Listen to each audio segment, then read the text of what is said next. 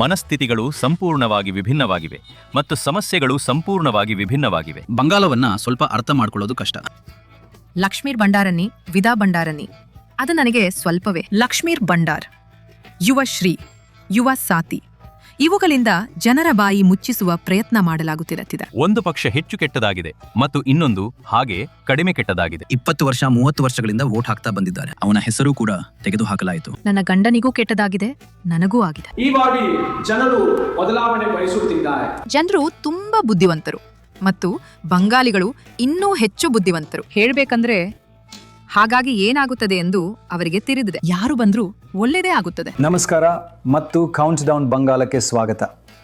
ನಾವು ಸುತ್ತಲೂ ಪ್ರಯಾಣಿಸುತ್ತಾ ಬಂದಿದ್ದೇವೆ ಮತ್ತು ಇಲ್ಲಿ ಬಿಸಿ, ತೇವಾಂಶ ಮತ್ತು ಕವಲು ಸಿಡಿಲು ಇತ್ತು. ಮತ್ತು ನಾನು ಹವಾಮಾನದ ಬಗ್ಗೆ ಹೇಳುತ್ತಿಲ್ಲ. ಇದು ನಿಜವಾಗಿಯೂ ಬಹಳ ಬಿರುಸಿನ ಚುನಾವಣೆಯಾಗಲು ಆರಂಭಿಸಿದೆ. ಈ ಕಡೆ ವಿಷ್ಣುಪುರ್, 1 ನಂಬರ್ ಬ್ಲಾಕ್, ಡೈಮಂಡ್ ಹಾರ್ಬರ್, ವೋಲ್ಟಾ ಎಲ್ಲ ಸೇರಿ ಕಳೆದ 10 ವರ್ಷಗಳಲ್ಲಿ ನಾವು 5,500 ಕೋಟಿ ರೂಪಾಯಿಗಿಂತ ಹೆಚ್ಚು ಕೆಲಸವನ್ನ ಈ ಡೈಮಂಡ್ ಹಾರ್ಬರ್ನ ಪುಣ್ಯ ಭೂಮಿಯಲ್ಲಿ ಮಾಡಿದ್ದೇವೆ. ನೀವೆಲ್ಲರೂ ಎಲ್ಲರನ್ನೂ ಜೊತೆಯಲ್ಲಿ ಇಟ್ಟುಕೊಂಡು ಚೆನ್ನಾಗಿರಿ, ಪ್ರಯತ್ನ ಮುಂದುವರಿಸಿ. ಜೈ ಬಾಂಗ್ಲಾ. ಎಲ್ಲ ಹೇಳಿ ಭಾರತ್ ಮಾತಾ ಕಿ, ಭಾರತ್ ಮಾತಾ ಕಿ. ಮತ್ತು ಇಲ್ಲಿ ಏನಾಗುತ್ತದೆಯೋ ಅದು ಬಂಗಾಳದ ಆಚೆಗೂ ದೊಡ್ಡ ಪರಿಣಾಮಗಳನ್ನು ಬೀರುತ್ತದೆ. ನೀವು ಸುಪರಿಚಿತ ಮತ್ತು ಸರಿಯಾದ ಮಾತನ್ನು ಕೇಳಿದ್ದೀರಿ. ಇಂದು ಬಂಗಾಳದಲ್ಲಿ ಏನಾಗುತ್ತದೆಯೋ ನಾಳೆ ಉಳಿದ ಭಾರತದಲ್ಲಿ ಅದು ಆಗುತ್ತದೆ. ಹೌದು, ಈ ಚುನಾವಣೆ ಅಷ್ಟು ಮುಖ್ಯವಾಗಿದೆ. ಈಗ ಈ ಕೌಂಟ್ ಡೌನ್ ಕಾರ್ಯಕ್ರಮದಲ್ಲಿ ನನ್ನ ಪ್ರತಿಭಾವಂತ ಸಹೋದ್ಯೋಗಿಗಳು ಮತ್ತು ನಾನು ಕ್ಷೇತ್ರದಲ್ಲಿ ಸಾಮಾನ್ಯ ಮತದಾರರೊಂದಿಗೆ ಮಾತನಾಡಿದ ಮತ್ತು ವಿವಿಧ ಪಕ್ಷಗಳ ರಾಜಕೀಯ ನಾಯಕರೊಂದಿಗೆ ಮಾತನಾಡಿದ ನಮ್ಮ ಅನುಭವದ ಬಗ್ಗೆ ಮಾತನಾಡುತ್ತೇವೆ. ಆದರೆ ಮೊದಲು ಬಂಗಾಳದ ರಾಜಕೀಯದಲ್ಲಿ ನಾವು ಈ ಸ್ಥಿತಿಗೆ ಹೇಗೆ ಬಂದಿದ್ದೇವೆ ಎಂಬುದರೊಂದಿಗೆ ಪ್ರಾರಂಭಿಸೋಣ. 3 ಹಂತಗಳು, ಅದ್ಭುತವಾದ 3 ವಿಭಿನ್ನ ಹಂತಗಳು ಇದ್ದವು. ಯಾವುದೇ ರಾಜ್ಯದಲ್ಲಿ ಅತ್ಯಂತ ಅಸಾಮಾನ್ಯವಾದದ್ದು. ನಾವು ಈ ಹಂತಕ್ಕೆ ಹೇಗೆ ಬಂದೆವು? ಮಮತಾ ಬ್ಯಾನರ್ಜಿ ಅವರು 15 ವರ್ಷಗಳ ಕಾಲ ಅಧಿಕಾರದಲ್ಲಿರುವ ಹಂತಕ್ಕೆ ಹೇಗೆ ಬಂದೆವು ಎಂಬುದರೊಂದಿಗೆ ಪ್ರಾರಂಭಿಸೋಣ. ಹಿಂದಿರುಗಿ ನೋಡಿದರೆ ಪಶ್ಚಿಮ ಬಂಗಾಳದ ರಾಜಕೀಯದಲ್ಲಿ 3 ವಿಭಿನ್ನ ಹಂತಗಳಿವೆ. ಹಂತ 1 ಅದು 1996ರಿಂದ 2001ರಲ್ಲಿ ನಡೆಯಿತು. ಅದು ಮಮತಾ ಅವರ ಉದಯ, TMCಯ ಉದಯ.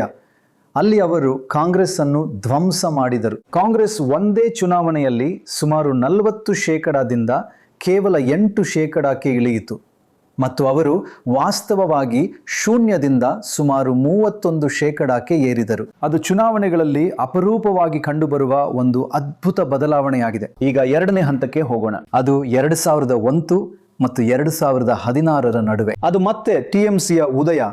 ಆದರೆ ಈ ಬಾರಿ ಅದು ಎಡಪಕ್ಷವನ್ನು ಧ್ವಂಸ ಮಾಡಿತು. 2001ರಲ್ಲಿ ಎಡಪಕ್ಷವು ಸುಮಾರು 50%, 49.1 ಮತ್ತು ಅದು 27% ಇಳಿಯಿತು ಮತ್ತು ಅವರು 31%ದಿಂದ 45% ಏರಿದರು.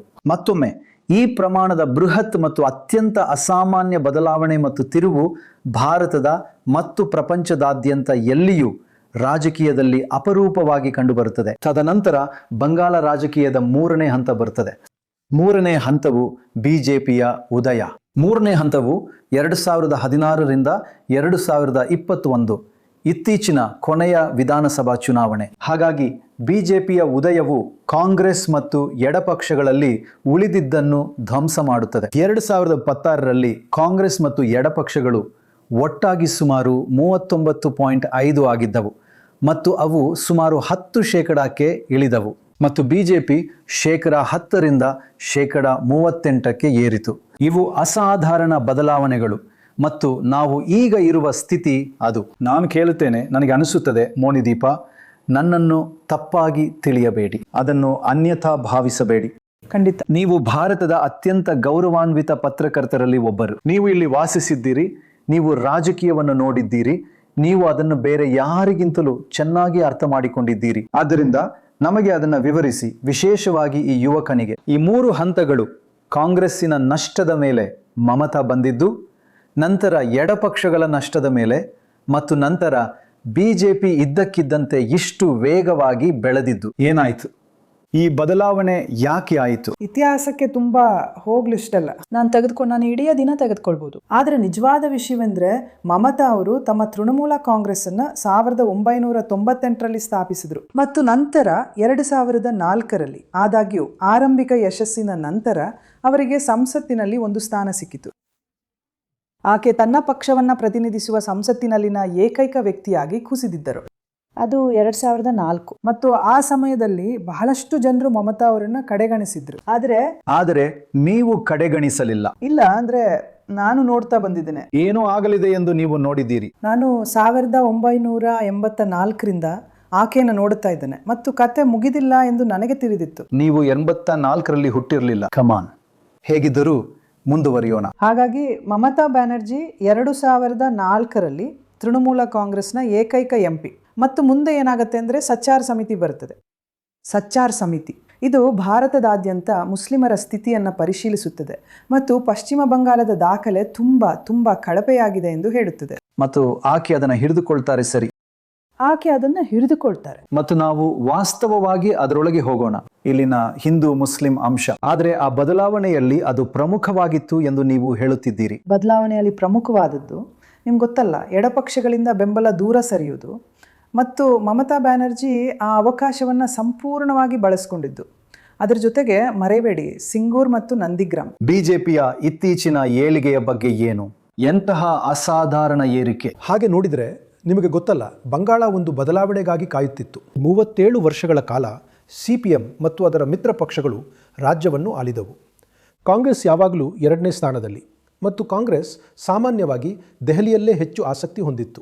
ಅಜಿತ್ ಪಂಜಾ, ಪ್ರದಮ್ ಮುಖರ್ಜಿ, ಘನಿಕಾಂತ್ ಚೌಧರಿ ಎಲ್ಲರೂ ಅಲ್ಲಿ ನೋಡುತ್ತಿದ್ದರು, ಇಲ್ಲಿ ಅಲ್ಲ. ಹಾಗಾಗಿ ಇಲ್ಲಿನ ಪಕ್ಷ ದುರ್ಬಲದಿಂದ ದುರ್ಬಲವಾಗುತ್ತಾ ಹೋಯಿತು. ಮತ್ತು ಶ್ರೀಮತಿ ಬ್ಯಾನರ್ಜಿಯವರು 90ರ ದಶಕದ ಆರಂಭಿಕ ಮಧ್ಯಭಾಗದಿಂದ ಹೋರಾಟ ನಡೆಸುತ್ತಿದ್ದಾರೆ. 1998ರಲ್ಲಿ ಅವರು ಒಂದು ಪಕ್ಷವನ್ನು ಸ್ಥಾಪಿಸಿದರು. ಜ್ಯೋತಿ ಬಸು ಅವರು 2000ರಲ್ಲಿ ನಿವೃತ್ತರಾದರು. ಹಾಗಾಗಿ ಆ ಹಳೆಯ ನಿಮ್ಗೆ ಗೊತ್ತಲ್ಲ, ಜ್ಯೋತಿ ಬಸು ಶಾಶ್ವತವಾಗಿ ಕುಸಿದರು. ಹಾಗಾಗಿ ನಾನು ಹೇಳಿದ ಹಾಗೆ ಇವು 2 ಪಕ್ಷಗಳು ಜಗಳವಾಡುತ್ತಿದ್ದವು, ಏನೂ ಮಾಡದೆ. ಹಾಗಾಗಿ ಒಂದು ತಲೆಮಾರಿನ ಬದಲಾವಣೆ ಆಯಿತು ನಾನು ಅಂದುಕೊಳ್ಳುತ್ತೇನೆ. ಯಾವಾಗ ಮತ್ತು ಮಮತಾ ಸಹಜವಾಗಿಯೇ ಮೊದಲು ಕಾಂಗ್ರೆಸ್ ಮತವನ್ನು ಪಡೆದರು, ಏಕೆಂದರೆ ಅವರು ಒಬ್ಬ ಕಾಂಗ್ರೆಸ್ ಮಹಿಳೆಯಾಗಿದ್ದರು. ನಂತರ 2011ರಲ್ಲಿ ನಾನು ಅಂದುಕೊಳ್ಳುತ್ತೇನೆ ಕಮ್ಯುನಿಸ್ಟರು ಪತನಗೊಂಡರು. ಕಮ್ಯುನಿಸ್ಟರು ಮಮತಾ ಅವರ ನಡುವೆ ಬಿದ್ದರು. ಅದು ಅವರನ್ನು ಇನ್ನೂ ಹೆಚ್ಚು ದುರ್ಬಲಗೊಳಿಸಿತು. ಹಾಗಾಗಿ ನಂತರ ಅವರು ಅವರ ಮತವನ್ನು ಪಡೆದರು ಮತ್ತು ನಂತರ BJP ಬಂದಿತ್ತು. ಆದರೆ ನೀವು ಇದ್ದಕ್ಕಿದ್ದಂತೆ BJP ಮೇಲೆಯೂ ಗಮನ ಹರಿಸಬೇಕೆಂದು ನಾನು ಬಯಸಿದ್ದೆ. ಹೌದು, ಯಾಕೆಂದರೆ ನಿಮಗೆ ಗೊತ್ತಲ್ಲ ಎಡಪಂಥವಿದ್ದಾಗ ಯಾವಾಗಲೂ ಬಲಪಂಥವಿರುತ್ತದೆ. ಇನ್ನೊಂದಿರುತ್ತದೆ, ನಿಮಗೆ ಗೊತ್ತಲ್ಲ, 2 ಸ್ಥಾನಗಳು ಖಾಲಿಯಾದವು. ಕಾಂಗ್ರೆಸ್ ಆ ಸ್ಥಾನವನ್ನು ತೆರವುಗೊಳಿಸಿತು. ಸರಿ. ಎಡಪಕ್ಷಗಳು ಆ ಸ್ಥಾನವನ್ನು ತೆರವುಗೊಳಿಸಿದವು. ಸರಿ. ಮತ್ತು BJP ಜಾಣತನದಿಂದ ಒಳಪ್ರವೇಶಿಸಿತು. ಮತ್ತು ನೀವು ಹೇಳುತ್ತಿದ್ದಂತೆ ಆಗ BJP ಉಳಿದಿದ್ದ ಚಿಲ್ಲರೆಯನ್ನು ತೆಗೆದುಕೊಂಡಿತು. ಹೌದು. ಮತ್ತು ಮತ್ತೊಮ್ಮೆ ವಾಸ್ತವವಾಗಿ ಇದು ದ್ವಿಪಕ್ಷೀಯ ವ್ಯವಸ್ಥೆಯಾಗಿದೆ. ಬಂಗಾಳದಲ್ಲಿ ಸುಮಾರು 40 ವರ್ಷಗಳ ಕಾಲ ಇದ್ದ ಹಾಗೆ. ಹಾಗಾಗಿ ನಾವು ಎಲ್ಲಿಂದ ಪ್ರಾರಂಭಿಸಿದ್ದೆವೋ ಅಲ್ಲಿಗೆ ಮರಳಿ ಬಂದಿದ್ದೇವೆ. 2 ಪಕ್ಷಗಳು ಹೊಸವು, 2 ಪಕ್ಷಗಳು ವಿಭಿನ್ನವಾಗಿವೆ. ಬಾಜ್, ನಿಮಗೆ ಡೇಟಾ ಅಂದ್ರೆ ತುಂಬಾ ಇಷ್ಟ. BJPಗೆ ಇಂತಹ ದೊಡ್ಡ ಮತಗಳಿಕೆಯ ತಿರುವು ಸಿಗುವುದು, 10% ಸುಮಾರು 38% ಏರುವುದು, ಅದು ಅದ್ಭುತವಾದದ್ದು. ಕೇವಲ ಒಂದೇ ಚುನಾವಣೆಯಲ್ಲಿ 2016 ಮತ್ತು ಇತ್ತೀಚಿನ ಚುನಾವಣೆಯ ನಡುವೆ ಆ ಹಠಾತ್ ಬದಲಾವಣೆಯನ್ನ ವಿವರಿಸಿದ್ದು ಯಾವುದು? ದೊರಾಬ್ ಅವರು ಪ್ರಸ್ತಾಪಿಸಿದ್ದಾರೆ ಎಂದು ನಾನು ಭಾವಿಸ್ತೇನೆ. CPM ಅಥವಾ ಲೆಫ್ಟ್ ಫ್ರಂಟ್ ನಲ್ಲಿ ಒಂದು ಶೂನ್ಯತೆ ಇದ್ದರೆ, ಸೋತ ನಂತರ ಯಾರಿಗೂ ಹೋಗ್ಲು ಬೇರೆಲ್ಲೂ ಜಾಗವಿರಲಿಲ್ಲ.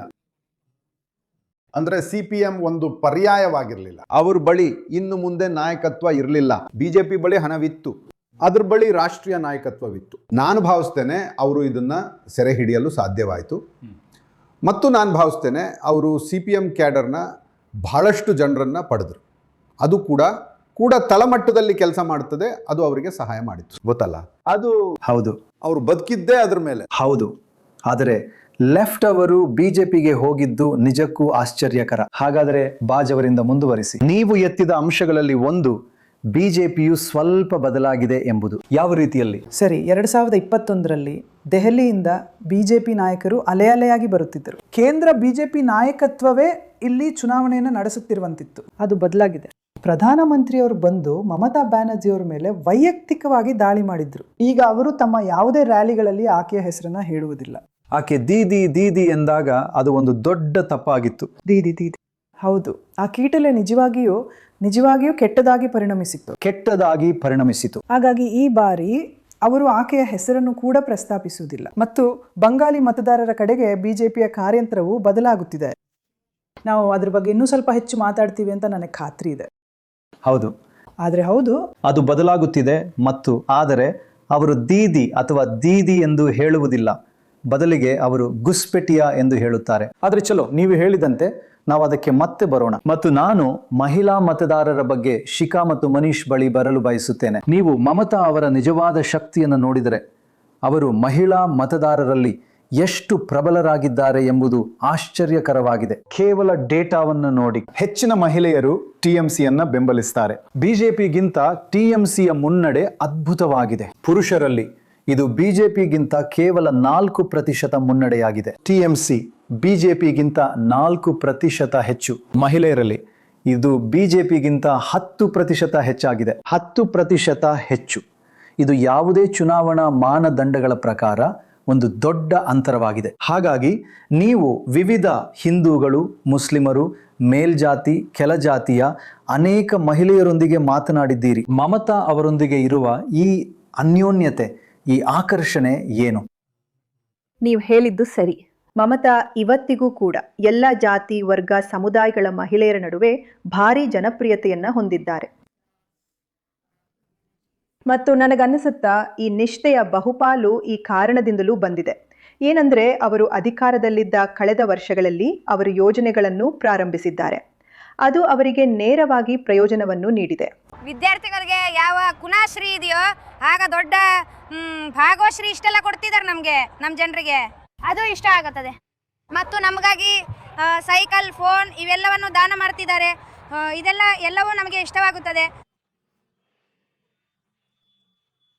ಲಕ್ಕಿ ಭಂಡಾರ್ ಸಿಗುತ್ತದೆಯೇ ಅಥವಾ ಇಲ್ಲವೇ? ಹೌದು ಸಿಗುತ್ತದೆ. ಮತ್ತು ಯಾವುದು ಇರಲಿಲ್ಲವೋ ಅದು ಸಿಗುತ್ತಿದೆ ಮತ್ತು ಇರುವುದು ಸರಿಯಾಗಿದೆ. ಲಕ್ಕಿ ಭಂಡಾರ್ನ ಹಣ ಸಿಗುತ್ತದೆ, ಸಂಸಾರದ ಕೆಲಸಕ್ಕೆ ಬರುತ್ತದೆ. ಲಕ್ಕಿ ಭಂಡಾರ್ನಲ್ಲಿ ಸಿಗುತ್ತದೆ. ಆ ಹಣದಿಂದ ನನ್ನ ಸಂಸಾರಕ್ಕೆ ಎಲ್ಲಿ ಬೇಕೋ ಇನ್ನೇನು ಅಲ್ಲಿ ಬಳಸ್ತೇನೆ. ಓಟು ಯಾರಿಗೆ ಕೊಡ್ತೇನೆಯೋ ಕೊಡುವುದಿಲ್ಲವೋ ಹಾಗಂತೂ ಹೇಳಲು ಸಾಧ್ಯವಿಲ್ಲ. ಆದರೆ ಲಕ್ಕಿ ಭಂಡಾರ್ ಕೊಡ್ತಿದ್ದಾರೆ, ನಮಗೂ ಉಪಕಾರವಾಗುತ್ತಿದೆ, ಇಷ್ಟು ಹೇಳಬಲ್ಲೆ. ಅದರಿಂದ ಏನ್ ಮಾಡ್ತೀರಿ ಹಣ ಬಂದ ಮೇಲೆ? ಕೆಲಸಕ್ಕೆ ಬರ್ತದೆ, ಮಕ್ಕಳ ಓದಿಗೆ ಉಪಯೋಗ ಆಗುತ್ತೆ, ನಮ್ಮ ಸಂಸಾರಕ್ಕೆ ಉಪಯೋಗ ಆಗುತ್ತೆ. ಒಳ್ಳೆ ಕೆಲಸಕ್ಕಲ್ವಾ ದುಡ್ಡು, ಕೆಟ್ಟ ಕೆಲಸಕ್ಕೆ ಉಪಯೋಗ ಆಗಲ್ಲ ಅಲ್ವಾ? ಒಳ್ಳೆ ಕೆಲಸಕ್ಕೆ ಉಪಯೋಗ ಆಗತ್ತೆ. ತುಂಬಾ ಇದೆ. ನಮ್ಮ ಮಗನಿಗೂ ಒಳ್ಳೆ ಕೆಲಸ ಸಿಕ್ಕಿದೆ, ನಮಗೂ ಸಿಗುತ್ತಿದೆ. ಆದ್ರೆ ಬಿಜೆಪಿ ಹೇಳುತ್ತೆ ಹೇಗೆ 1500 ರೂಪಾಯಿ ಸಿಗುತ್ತಿದೆಯೋ, ಹೌದು, ಅವ್ರು ಬಂದ್ರೆ ನಾವು 3000 ರೂಪಾಯಿ ಕೊಡ್ತೇವೆ. ಮತ್ತು ಅವ್ರು ಬಂದಾಗ ಸಿಕ್ಕರೆ ನೋಡೋಣ. ಬರುವಾಗ ಎಲ್ಲರೂ ಬಹಳಷ್ಟು ಮಾತಾಡ್ತಾರೆ. ಮೊದಲು ಬರ್ಲಿಕ್ಕಂತೂ ಬಿಡಿ, ಅದಾದ್ಮೇಲೆ ನೋಡೋಣ. ನನಗೆ ವಿಧವಾ ಪಿಂಚಣಿ ಸಿಗುತ್ತದೆ. ಲಕ್ಕಿ ಭಂಡಾರ್ ಇವ್ರದೇ ಆಗಿತ್ತು. ನಮಗೆ ತುಂಬಾ ಮಾಡಿದ್ದಾರೆ. ನಿಮ್ಗೋಸ್ಕರ ಏನೇನ್ ಮಾಡಿದ್ರು? ನಮ್ಮ ಜನರಿಗೆ ಪೆನ್ಷನ್ ಮಾಡ್ಕೊಟ್ರು, ಮತ್ತೆ ಅವರು ಕಷ್ಟದಲ್ಲಿದ್ದಾರೆ ಎಲ್ಲ ಮಾಡ್ಕೊಟ್ರು. ಏನ್ ಮಾಡ್ಕೊಟ್ರು ಅದನ್ನ ಮಾಡ್ಕೊಟ್ರು. ದೀದಿ ಇಷ್ಟು ಸಹಾಯ ಮಾಡ್ತಾ ಇದ್ದಾರೆ, ಹಾಗಾಗಿ ದೀದಿಗೇನೆ ಕೊಡ್ಬೇಕು. ಹಾಗಾದ್ರೆ ಯಾರು ಸಹಾಯ ಮಾಡ್ತಾರೋ, ಯಾರು ಜಾಸ್ತಿ ಕೊಡ್ತಾರೋ ಅವ್ರಿಗೇನೆ ಕೊಡೋದು. ಏನು? ಹೌದು, ನಾನಂತೂ ದೀದಿಗೇನೆ ಕೊಡೋದು. ಯಾಕೆ? ಲಕ್ಷ್ಮೀರ್ ಭಂಡಾರ್ ಕೊಡ್ತಾರೆ. ಲಕ್ಷ್ಮೀರ್ ಭಂಡಾರ್ ಕೊಡೋದ್ರ ಜೊತೆಗೆ ಹುಡುಗರಿಗೆ ಯುವ ಸಾಥಿ ಸಿಗುತ್ತೆ. ಈ ಲಕ್ಷ್ಮೀರ್ ಭಂಡಾರ ಹೇಳಿ, ವೃದ್ಧ ಭತ್ಯೆ ಹೇಳಿ, ಹೌದು, ಇವುಗಳ ಅಂದ್ರೆ ಯುವಕ ಹುಡುಗರಿಗೆ ಈ ಮಾಧ್ಯಮದ ಮೂಲಕ ಆಮೇಲೆ ಅವರಿಗೂ ದುಡ್ಡು ಕೊಡ್ತಾ ಇದ್ದಾರೆ. ಇದೆಲ್ಲ ಆಗ್ತಾ ಇದೆ, ನಮ್ಮ ಅಕೌಂಟಿಗೆ ಬೀಳ್ತಾ ಇದೆ. ಸೊ ಅದು ಓನ್ಲಿ ಫಾರ್ ನಂದು, ಬೇರೆ ಯಾರ್ದು ಅಲ್ಲ, ಬೇರೆ ಯಾರದ್ದು ಅಲ್ಲ, ಅದು ನಂದು. ಹಾಗಾಗಿ ಈ ಸಲ ನನ್ನ 1500 ರೂಪಾಯಿ ನನ್ನ ಅಕೌಂಟ್ಗೆ ಬಂದಿದೆ ಅಂತ ನನ್ನ ಮನಸ್ಸಿಗೆ ಖುಷಿ ಆಗತ್ತೆ. ಕನ್ಯಾಶ್ರೀ ಇದೆ ಮತ್ತು ಈಗಷ್ಟೇ ಶುರುವಾಗಿದೆ. ಯುವ ಸಾಥಿ ಶುರುವಾಗಿದೆ. ಆಮೇಲೆ ಏನಿದೆ, ಸೈಕಲ್ ಕೊಡ್ತಾರಲ್ಲ ಅದಕ್ಕೆ ಏನಂತಾರೆ, ಸಬೂತ್ ಸಾಥಿ, ಇನ್ನೂ ಬೇರೆ ಸ್ಕೀಮ್ಗಳಿವೆ ಇಲ್ಲಿ ಸರ್ಕಾರ ಕೊಡ್ತಾ ಇದೆ. ಅದೇ ಸಾಕು. 15 ವರ್ಷಗಳ ಹಿಂದೆ ಇಲ್ಲಿಗೆ ಬಂದಿದ್ದು, ಒಂದು ಹಳ್ಳಿಯೊಳಗೆ ಹೋಗಿದ್ದು ಮತ್ತು ಒಬ್ಬಳು ಪುಟ್ಟ ಶಾಲಾ ಬಾಲಕಿ ನೋಡಿ ನನಗೊಂದು ಸೈಕಲ್ ಸಿಕ್ಕಿದೆ ಎಂದು ಹೇಳುತ್ತಾ ಅತ್ತಿತ್ತ ಓಡಿಸುತ್ತಿದ್ದು ಮತ್ತು ನಾವು ಅದನ್ನು ಆನ್ ಏರ್ ತೋರಿಸಿದ್ದು ನನಗೆ ಚೆನ್ನಾಗಿ ನೆನಪಿದೆ. ಅವಳು ತನಗೆ ಒಂದು ಸೈಕಲ್ ಸಿಕ್ಕಿದೆ ಎಂದು ಕೇವಲ ತೋರಿಸಿಕೊಳ್ಳುತ್ತಿದ್ದಳು. ಹಾಗಾಗಿ ಅದು ಹೌದು, ನೀವು ಹೇಳಿದ್ದು ಸರಿ, ಅದು ಬಹಳ ಹಿಂದೆಯೇ ನಡೆದಿತ್ತು. ಹಾಗಾಗಿ ಅದು ಇದೆ. ಮತ್ತು ಅಷ್ಟೇ ಅಲ್ಲದೆ ಈ ಯೋಜನೆಗಳ ಫಲಾನುಭವಿಗಳು ಇನ್ನೂ ಹೆಚ್ಚಿನದನ್ನು ಬಯಸುತ್ತಾರೆ ಎಂಬುದನ್ನು ನಾವು ಈಗ ನೋಡುತ್ತೇವೆ. ಹೌದು. ಮತ್ತು ವಿಶೇಷವಾಗಿ ನಗರ ಪ್ರದೇಶಗಳಲ್ಲಿ ಮತ್ತು ಗ್ರಾಮೀಣ ಪ್ರದೇಶಗಳಲ್ಲಿಯೂ ಸಹ ಸ್ವಲ್ಪ ಶಿಕ್ಷಣದ ಪ್ರಯೋಜನವನ್ನು ಪಡೆದ ಹುಡುಗಿಯರು ಮತ್ತು ಮಹಿಳೆಯರು. ಹಾಗಾಗಿ ನಾನು ಕಾಲೇಜ್ ಸ್ಟ್ರೀಟ್ನಲ್ಲಿ ಒಬ್ಬ ಯುವತಿಯನ್ನ ಭೇಟಿಯಾದೆ ಮತ್ತು ಅವರು ಕಳೆದ 10 ವರ್ಷಗಳಿಂದ ಶಿಕ್ಷಕಿಯಾಗಿದ್ದೇನೆ ಎಂದು ಹೇಳಿದರು. ಆದರೆ ಅವರು ಎಂದಿಗೂ ಕಾಯಂ ಕೆಲಸವನ್ನ ಹೊಂದಿರಲಿಲ್ಲ. ಅವರು ಯಾವಾಗಲೂ ಗುತ್ತಿಗೆ ಆಧಾರದ ಮೇಲೆ ಇದ್ದರು. ಮತ್ತು ಅವರು ಹೇಳಿದ್ರು, ನನಗೆ ಈ ಭಟ್ಟಾಗಳು ಮತ್ತು ಈ ಎಲ್ಲ ಶ್ರೀ ಯೋಜನೆಗಳು ಸಾಕಾಗಿವೆ, ನನಗೆ ಬೇಕಾಗಿರೋದು ಒಂದು ಉದ್ಯೋಗ. ಹಾಗಾಗಿ ಆಕಾಂಕ್ಷೆಗಳು ಬದಲಾಗುತ್ತಿವೆ ಎಂದು ನಾನು ಭಾವಿಸುತ್ತೇನೆ. ಮತ್ತು ಮಮತಾ ಬ್ಯಾನರ್ಜಿ ಅವರು ಅಧಿಕಾರಕ್ಕೆ ಮರಳಿ ಬಂದ್ರೆ ಅಥವಾ ಬೇರೆ ಯಾವುದೇ ಸರ್ಕಾರವಾದರೂ ಉದ್ಯೋಗಗಳ ಮಟ್ಟದ ಬಗ್ಗೆ ಏನಾದರೂ ಮಾಡಬೇಕಾಗುತ್ತದೆ. ಆದರೆ ನೀವು ಭೇಟಿಯಾದ ಶಿಕ್ಷಕಿ ಕಾಯಂ ಉದ್ಯೋಗವನ್ನು ಬಯಸುತ್ತಾರೆ. 1,500 ರೂಪಾಯಿಯಷ್ಟು ಮಹತ್ವದ್ದಲ್ಲ ಎಂದು ನೀವು ಹೇಳುತ್ತೀರಾ? ಆದರೆ ಹಳ್ಳಿಯಲ್ಲಿರುವ ಒಬ್ಬ ಮಹಿಳೆಗೆ, ಅವರಿಗೆ ಮೊದಲು ನಿಜವಾಗಿಯೂ ಯಾವುದೇ ಆದಾಯವಿರಲಿಲ್ಲ. 1,500 ರೂಪಾಯಿ ಅವರ ಜೀವನದಲ್ಲಿ ಒಂದು ದೊಡ್ಡ ಬದಲಾವಣೆಯಾಗಿದೆ. ಹೌದು, ಅದು ಅವರಿಗೆ ಹೊರಗೆ ಹೋಗಿ ತಮಗಾಗಿ ಹಣವನ್ನ ಖರ್ಚು ಮಾಡಲ ಒಂದು ನಿರ್ದಿಷ್ಟ ಸ್ವಾತಂತ್ರ್ಯವನ್ನ ನೀಡಿದೆ. ಆದರೆ ಹೆಚ್ಚಿನ ಸಂಖ್ಯೆಯ ಮಹಿಳೆಯರು ತಮಗಾಗಿ ಸ್ವಲ್ಪ ಹಣವನ್ನ ಖರ್ಚು ಮಾಡಬಹುದು, ಆದರೆ ಅದು ಕುಟುಂಬಕ್ಕಾಗಿ ಇರ್ತದೆ. ಹಾಗಾಗಿ ಆಕಾಂಕ್ಷೆ ಕುಟುಂಬಕ್ಕೂ ಇರುತ್ತೆ. ಅಂದ್ರೆ ತಮ್ಮ ಮಕ್ಕಳಿಗೆ ಉದ್ಯೋಗ ಸಿಗಬೇಕು, ಅವರಿಗೆ ಉತ್ತಮ ಶಿಕ್ಷಣ ಸಿಗಬೇಕು ಇತ್ಯಾದಿ. ಶ್ರೀ ಬೇಕು, ಉಪಶ್ರೀ ಬೇಕು. ವಿದ್ಯಾರ್ಥಿಯಾಗಿರೋರಿಗೆ ಅವ್ರಿಗೆ ಸರಿ ಇದೆ. ಆದ್ರೆ ಲಕ್ಷ್ಮೀರ್ ಭಂಡಾರ್, ಯುವಶ್ರೀ, ಯುವ ಸಾಥಿ ಇವುಗಳಿಂದ ಜನರ ಬಾಯಿ ಮುಚ್ಚಿಸುವ ಪ್ರಯತ್ನ ಮಾಡಲಾಗುತ್ತಿದೆ. ನಾವು ಕೈ ಚಾಚಿ ಸರ್ಕಾರದ ಬಳಿಯಿಂದ ಯಾಕೆ ಹಣ ತೆಗೆದುಕೊಳ್ಳಬೇಕು? ನಾವು ನಮ್ಮ ಸ್ವಂತ ಕಾಲ ಮೇಲೆ ನಿಲ್ಲುವುದಕ್ಕಾಗಿ ಓದುತ್ತಿದ್ದೇವೆ. ಅದಕ್ಕಾಗಿ ಸರ್ಕಾರ ನಮಗೆ ಜಾಬ್ ಕೊಡೋದು ಅವಶ್ಯಕ. ಅವರಿಂದ ಭಿಕ್ಷೆ ತೆಗೆದುಕೊಂಡು ನಾವು ಹಣ ಕೇಳುತ್ತಿಲ್ಲ. ಅವರಿಗೆ ಎಲ್ಲಕ್ಕಿಂತ ಮೊದಲು ಶಿಕ್ಷಣದ ಅಗತ್ಯವಿದೆ. ನಾನು ಪ್ರಸ್ತುತ ಸರ್ಕಾರಿ ಬಾಲಕಿಯರ ಜನರಲ್ ಕಾಲೇಜಿನಲ್ಲಿ ಅತಿಥಿ ಉಪನ್ಯಾಸಕಿಯಾಗಿ ಟೀಚಿಂಗ್ ಮಾಡುತ್ತಿದ್ದೇನೆ. ನಾನು ಸಹಾಯಕ ಪ್ರಾಧ್ಯಾಪಕ ಹುದ್ದೆಗೆ ಅರ್ಹತೆ ಹೊಂದಿದ್ದೇನೆ. ಆದರೆ ಈಗ ನೇಮಕಾತಿ ತುಂಬ ಕಡಿಮೆಯಾಗಿದೆ. ನಾನು ಪ್ರೀತಿಸುವ ಕ್ಷೇತ್ರದಲ್ಲಿ ನನಗೆ ಕೆಲಸ ಮಾಡಲು ಸಾಧ್ಯವಾಗುತ್ತಿಲ್ಲ. ಆ ಕ್ಷೇತ್ರದಲ್ಲಿ ಕೆಲಸ ಮಾಡಲು ನಾನು ಇಷ್ಟಪಡುತ್ತೇನೆ. ನನಗೆ ಸಾಕಷ್ಟು ಸಂಬಳ ಸಿಗುತ್ತಿಲ್ಲ. ಇಷ್ಟು ಭತ್ಯೆ ಬೇಕಾಗಿಲ್ಲ, ಸರಿಯಾಗಿ ಓದ್ಬೇಕು. ಅದರ ನಂತರ ಅವ್ರಿಗೆ ಯಾವ್ದಾದ್ರು ಜಾಬ್ ಅಪರ್ಚುನಿಟಿ ಸಿಗಬೇಕು. ಇದೇ ಸರಿಯಾದ ಮಾತು. ನಾನು ನೋಡಿದ್ದೇನೆ, ನನ್ನ ಮನೆ ಪಕ್ಕದಲ್ಲೇ ಸರ್ಕಾರಿ ಶಾಲೆ ಇತ್ತು. ಹಾಗಾಗಿ ಅಲ್ಲಿಗೆ ಸಾಕಷ್ಟು ವಿದ್ಯಾರ್ಥಿಗಳು ಬರುತ್ತಿದ್ರು. ಶಿಕ್ಷಣದ ಮಟ್ಟವೇ ಬೇರೆ ಆಗಿತ್ತು. ಆದರೆ 2022 ನಂತರ ಪೋಸ್ಟ್ ಕೋವಿಡ್ ಯುಗದ ನಂತರ ನಾನು ನೋಡ್ತಿದ್ದೇನೆ ಅಂದ್ರೆ ಗರಿಷ್ಠದಿಂದ ಗರಿಷ್ಠ ವಿದ್ಯಾರ್ಥಿಗಳು ಓದು ಬಿಡುತ್ತಿದ್ದಾರೆ. ಕಾರಣವೇನೆಂದ್ರೆ ಉದ್ಯೋಗಗಳಿಲ್ಲವಲ್ಲ, SSC ಇಲ್ಲ, PSC ಇಲ್ಲ, WBCS ಇಲ್ಲ. ವರ್ಷಾನುಗಟ್ಟಲೆ ಎಲ್ಲವೂ ನಿಂತು ಹೋಗುತ್ತಿರುವಾಗ ಅವ್ರು ಯಾಕೆ ಓದಬೇಕು? ಅದಕ್ಕಾಗಿ ಅವರ ತಂದೆ ತಾಯಂದಿರು ಅವರ ಓದನ್ನು ಬಿಡಿಸಿ ಅವರನ್ನ ಕೇರಳ, UP ಅಂತಹ ಸ್ಥಳಗಳಿಗೆ ಕಳುಹಿಸುತ್ತಿದ್ದಾರೆ. ಇಲ್ಲಿಂದ ಹೋದ ನಂತರ ಉದ್ಯೋಗದ ಬಗ್ಗೆ ನಿಮಗೆ ಚಿಂತೆ ಇದೆಯೇ? ಹೌದು, ಖಂಡಿತವಾಗಿಯೂ. ನಾನು ಅನೇಕ ಪ್ರತಿಭಾವಂತ ವಿದ್ಯಾರ್ಥಿಗಳನ್ನು ನೋಡಿದ್ದೇನೆ. ಅವರು ತಮ್ಮ ಪದವಿಯನ್ನು ಪೂರ್ಣಗೊಳಿಸಿದ ನಂತರ ಇಂದಿನವರೆಗೂ ನಿರುದ್ಯೋಗಿಗಳಾಗಿದ್ದಾರೆ ಮತ್ತು ಅವರು ಸಾಕಷ್ಟು ಪ್ರತಿಭಾವಂತರಾಗಿದ್ದಾರೆ. ಮತ್ತು ನನಗೆ ಅನಿಸುತ್ತೆ ಅವರು ನಿಮಗೆ ಗೊತ್ತಲ್ಲ, ಒಳ್ಳೆಯ ಕೆಲಸವನ್ನು ಪಡೆಯಲು ಸಾಕಷ್ಟು ಸಮರ್ಥರಾಗಿದ್ದಾರೆ. ಆದರೆ ಅವರು ಇನ್ನೂ ನಿರುದ್ಯೋಗಿಗಳಾಗಿದ್ದಾರೆ. ಇದು ತುಂಬಾ ಕಳವಳಕಾರಿ ವಿಷಯ. ಮುಖ್ಯ ಸಮಸ್ಯೆ ಅಂದರೆ ನಮ್ಗೆಲ್ರಿಗೂ ಉದ್ಯೋಗ ಭದ್ರತೆ ಮತ್ತು ಉದ್ಯೋಗಗಳು ಬೇಕು. ನನಗನ್ಸುತ್ತೆ ನಾವು ಯುವಕರು ಎದುರಿಸುತ್ತಿರುವ ಮುಖ್ಯ ಸಮಸ್ಯೆ ಇದೇ ಆಗಿದೆ. ಬದಲಾವಣೆಯಿಂದ ಕೋಲ್ಕತ್ತಾದಲ್ಲಿ ಇಂಡಸ್ಟ್ರಿ ಬಂದ್ರೆ ಇಲ್ಲಿನ ಯುವಕರಿಗೆ ಅವರಿಗೆ ಸರಿಯಾಗಿ ಕೆಲಸ ಸಿಕ್ಕರೆ ಆಗ ಬದಲಾವಣೆ ಆಗಬೇಕು. ಬರೀ ಹಣದಿಂದ ಅಂತದ್ದೇನೂ ಆಗುತ್ತಿಲ್ಲ. ಹಾಗಾಗಿ ಒಂದು ಉದ್ಯೋಗ ಸಿಕ್ಕರೆ ನಾನು ಆ ಕುಟುಂಬದ ಜೊತೆ ನಿಲ್ಲಬಲ್ಲೆ, ನನ್ನ ತಂದೆ ತಾಯಿಯ ಜೊತೆ ನಿಲ್ಲಬಲ್ಲೆ. ಆ ಹಣದಲ್ಲಿ ನಾನು ಏನನ್ನು ಮಾಡಲು ಸಾಧ್ಯವಿಲ್ಲ. ಲಕ್ಷ್ಮಿಯ ಭಂಡಾರದ 1,800 ರೂಪಾಯಿಂದ ಸಂಸಾರ ನಡೆಯುತ್ತದೆಯೇ? 1,800 ರೂಪಾಯಿಯಲ್ಲಿ ಮ್ಯಾನೇಜ್ ಆಗುತ್ತದೆಯೇ? ಹೌದು, ಪಾರದಾರಿಕೆಯಲ್ಲಿ ಜಮೀನ್ ಮಾಡ್ತೇನೆ. ಈ ಆಲೂಗಡ್ಡೆ ಬೆಳೆ ಮುಳುಗಿ ಹೋಯ್ತು. ಆಲೂಗಡ್ಡೆ ಬೆಲೆಯೇ ಇಲ್ಲ, ಏನೂ ಇಲ್ಲ. ಎಲ್ಲಿಂದ ಏನಾಗುತ್ತದೆ? ಅವರ ಬಟ್ಟೆ ಕೊಡ್ತಿದ್ದಾರೆ, ಏನಾದ್ರೂ ಆಗ್ಲಿ, ಕೇವಲ ಭತ್ಯೆ ಕೊಟ್ಟು ಎಲ್ಲರೂ ಸುಮ್ಮನೆ, ಯುವ ಸಮಾಜ ಸುಮ್ಮನೆ ಕೂತಿರಿ ಮತ್ತು ಬೇರೆ ಏನನ್ನೂ ಮಾಡುತ್ತಿಲ್ಲ. ಲಕ್ಷ್ಮಿಯ ಭಂಡಾರವು ಸಂಪೂರ್ಣವಾಗಿ ನಿರುಪಯುಕ್ತವಾಗಿದೆ ಎನ್ನುವುದಲ್ಲ, ಅದು ಜನರನ್ನು ಮತ್ತಷ್ಟು ನಿರುದ್ಯೋಗಿಗಳನ್ನಾಗಿ ಮಾಡುತ್ತಿದೆ. ಯುವಕರಾಗಿ ಅವರಿಗೆ ಸಾಕಷ್ಟು ಉದ್ಯೋಗ ಸಿಗುತ್ತಿಲ್ಲ ಮತ್ತು ಅಧಿಕಾರದಲ್ಲಿರುವ ಪಕ್ಷ TMCP ಅದು ಯುವಕರಿಗೆ 1,500 ಪರಿಹಾರವಾಗಿ ನೀಡುತ್ತಿದೆ. ಹೆಚ್ಚಾಗಿ ಅದು ಒದಗಿಸಲಾಗದ ಉದ್ಯೋಗಕ್ಕೆ ಪರಿಹಾರವಾಗಿ. ನೀವು ಇಡೀ ಭಾರತದ ನಿರುದ್ಯೋಗ ದರವನ್ನು ನೋಡಿದ್ರೆ ಪಶ್ಚಿಮ ಬಂಗಾಳದ ನಿರುದ್ಯೋಗ ದರವು ಗಣನೀಯವಾಗಿ ಕಡಿಮೆ ಇದೆ ಎಂದು ನೀವು ಕಾಣುತ್ತೀರಿ ಮತ್ತು ಈ ಅಂಕಿಅಂಶವು ನಿಮಗೆ ಲಭ್ಯವಿದೆ. ಹೌದು, ನಾವು ಇನ್ನೂ ಹೆಚ್ಚಿನದನ್ನು ಮಾಡಬೇಕಾಗಿದೆ. ನಗರದ ಮಹಿಳೆಯರು ಅಥವಾ ಸ್ವಲ್ಪ ಹೆಚ್ಚು ವಿದ್ಯಾವಂತ ಮಹಿಳೆಯರು ತಾವು ಪಡೆಯುತ್ತಿರುವ ಸಾಮಾಜಿಕ ಅಭಿವೃದ್ಧಿಯ ಹಣದ ಹೊರತಾಗಿಯೂ ಭ್ರಮನಿರಸನಗೊಂಡಿದ್ದರೆ. ತೃಣಮೂಲ ಕಾಂಗ್ರೆಸ್ ನಗರ ಪ್ರದೇಶದ ಸೀಟುಗಳನ್ನು ಗೆಲ್ಲುತ್ತಿರಲಿಲ್ಲ. ಅವರು ಭ್ರಮನಿರಸನಗೊಂಡಿದ್ದರೆ ಅವರು ಮತ ಚಲಾಯಿಸಲು ಬರುತ್ತಿಲ್ಲ, ಅಥವಾ ಅವರು ಬರಲು ಮತ ಚಲಾಯಿಸಲು ಬರುವವರು ನಿಸ್ಸಂಶಯವಾಗಿ ನಮ್ಮನ್ನು ಹೆಚ್ಚಿನ ಪ್ರಮಾಣದಲ್ಲಿ ಬೆಂಬಲಿಸುತ್ತಿದ್ದಾರೆ. ಮಹಿಳೆಯರು 2,40,00,000 ಮಹಿಳೆಯರು, ಅಂದ್ರೆ 2,40,00,000 ಮಹಿಳೆಯರು ಇಲ್ಲಿಯವರೆಗೆ ಲಕ್ಕಿ ಭಂಡಾರ್ ಅನ್ನು ಪಡೆದಿದ್ದಾರೆ. ಅದು ಈಗ 1,500 ಮತ್ತು SC/ST ಅವರಿಗೆ 1,700 ಸಿಗುತ್ತದೆ.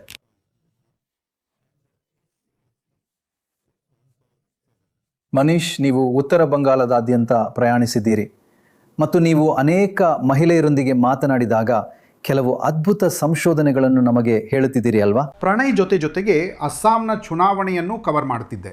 ಇದಕ್ಕೂ ಮೊದಲು ನಾವು ಬಿಹಾರದ ಚುನಾವಣೆಯನ್ನು ಕವರ್ ಮಾಡಿದ್ದೆವು. ನನಗೆ ಕಂಡ ಅತಿ ದೊಡ್ಡ ಬದಲಾವಣೆ ಅಂದರೆ ಬಿಹಾರವೇ ಇರಲಿ ಅಥವಾ ಅಸ್ಸಾಂ ಇರಲಿ. ಅಸ್ಸಾಂನಲ್ಲಿ ವರುಣೋದಯ್ ಸ್ಕೀಮ್ ನಿಮಗೆ ಗೊತ್ತಿದೆ. ಅಲ್ಲಿ 40 ಲಕ್ಷ ಮಹಿಳೆಯರ ಖಾತೆಗೆ 9,000 ರೂಪಾಯಿಗಳನ್ನು ಹಾಕಲಾಯಿತು. ಆದರೆ ಅಲ್ಲೂ ಕೂಡ ನಮಗೆ ಹಣ ಸಿಕ್ಕಿಲ್ಲ ಅಥವಾ ನಮಗೆ ಹಣ ಸಿಗುತ್ತಿತ್ತು ಎಂದು ಹೇಳುವ ಒಂದು ದೊಡ್ಡ ವಿಭಾಗ ನಮಗೆ ಸಿಗುತ್ತಿತ್ತು. ಆದರೆ ನಮ್ಮ ವೋಟಿಂಗ್ ಪ್ಯಾಟರ್ನ್ ಏನಿದೆ ಅದರ ಆಧಾರದ ಮೇಲೆ ನಮ್ಮನ್ನು ಈಗ ಕಿಕ್ ಔಟ್ ಮಾಡಲಾಗಿದೆ. ಆದರೆ ಇಲ್ಲಿ ನಾವು ನೋಡಿದ್ದು ವಿಶೇಷವಾಗಿ ಉತ್ತರ ಬಂಗಾಳದಲ್ಲಿ ನಮಗೆ ಸಿಕ್ಕಂತಹ BJPಯ ಬೆಂಬಲಿಗರೂ ಕೂಡ ನಮ್ಮ ಮನೆಯಲ್ಲಿ ಎಂದು ಹೇಳುತ್ತಿದ್ದರು. ಮಹಿಳೆಯರಿಗೆ ಈ ಲಕ್ಕಿ ಭಂಡಾರ್ ಏನಿದೆ ಅದು ಸಿಗುತ್ತಿದೆ.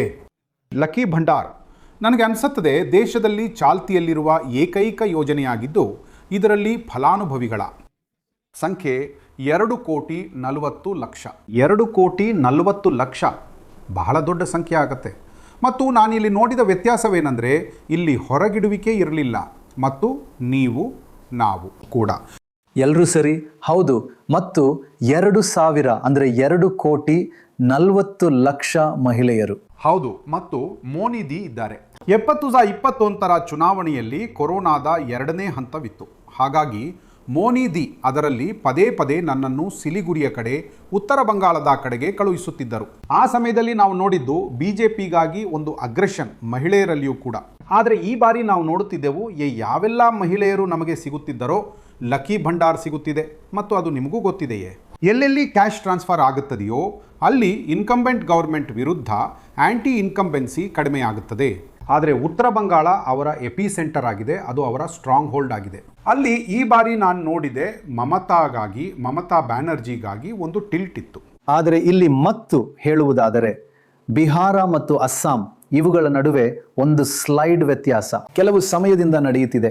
ಕೇವಲ ಚುನಾವಣೆಗಿಂತ ಮೊದಲು ಮಾತ್ರವಲ್ಲ, ಆದರೂ ಪ್ರಕಟಣೆಗೆ ಅರ್ಧ ಗಂಟೆ ಮೊದಲು ಸ್ವಲ್ಪ ಹೆಚ್ಚಾದರೂ.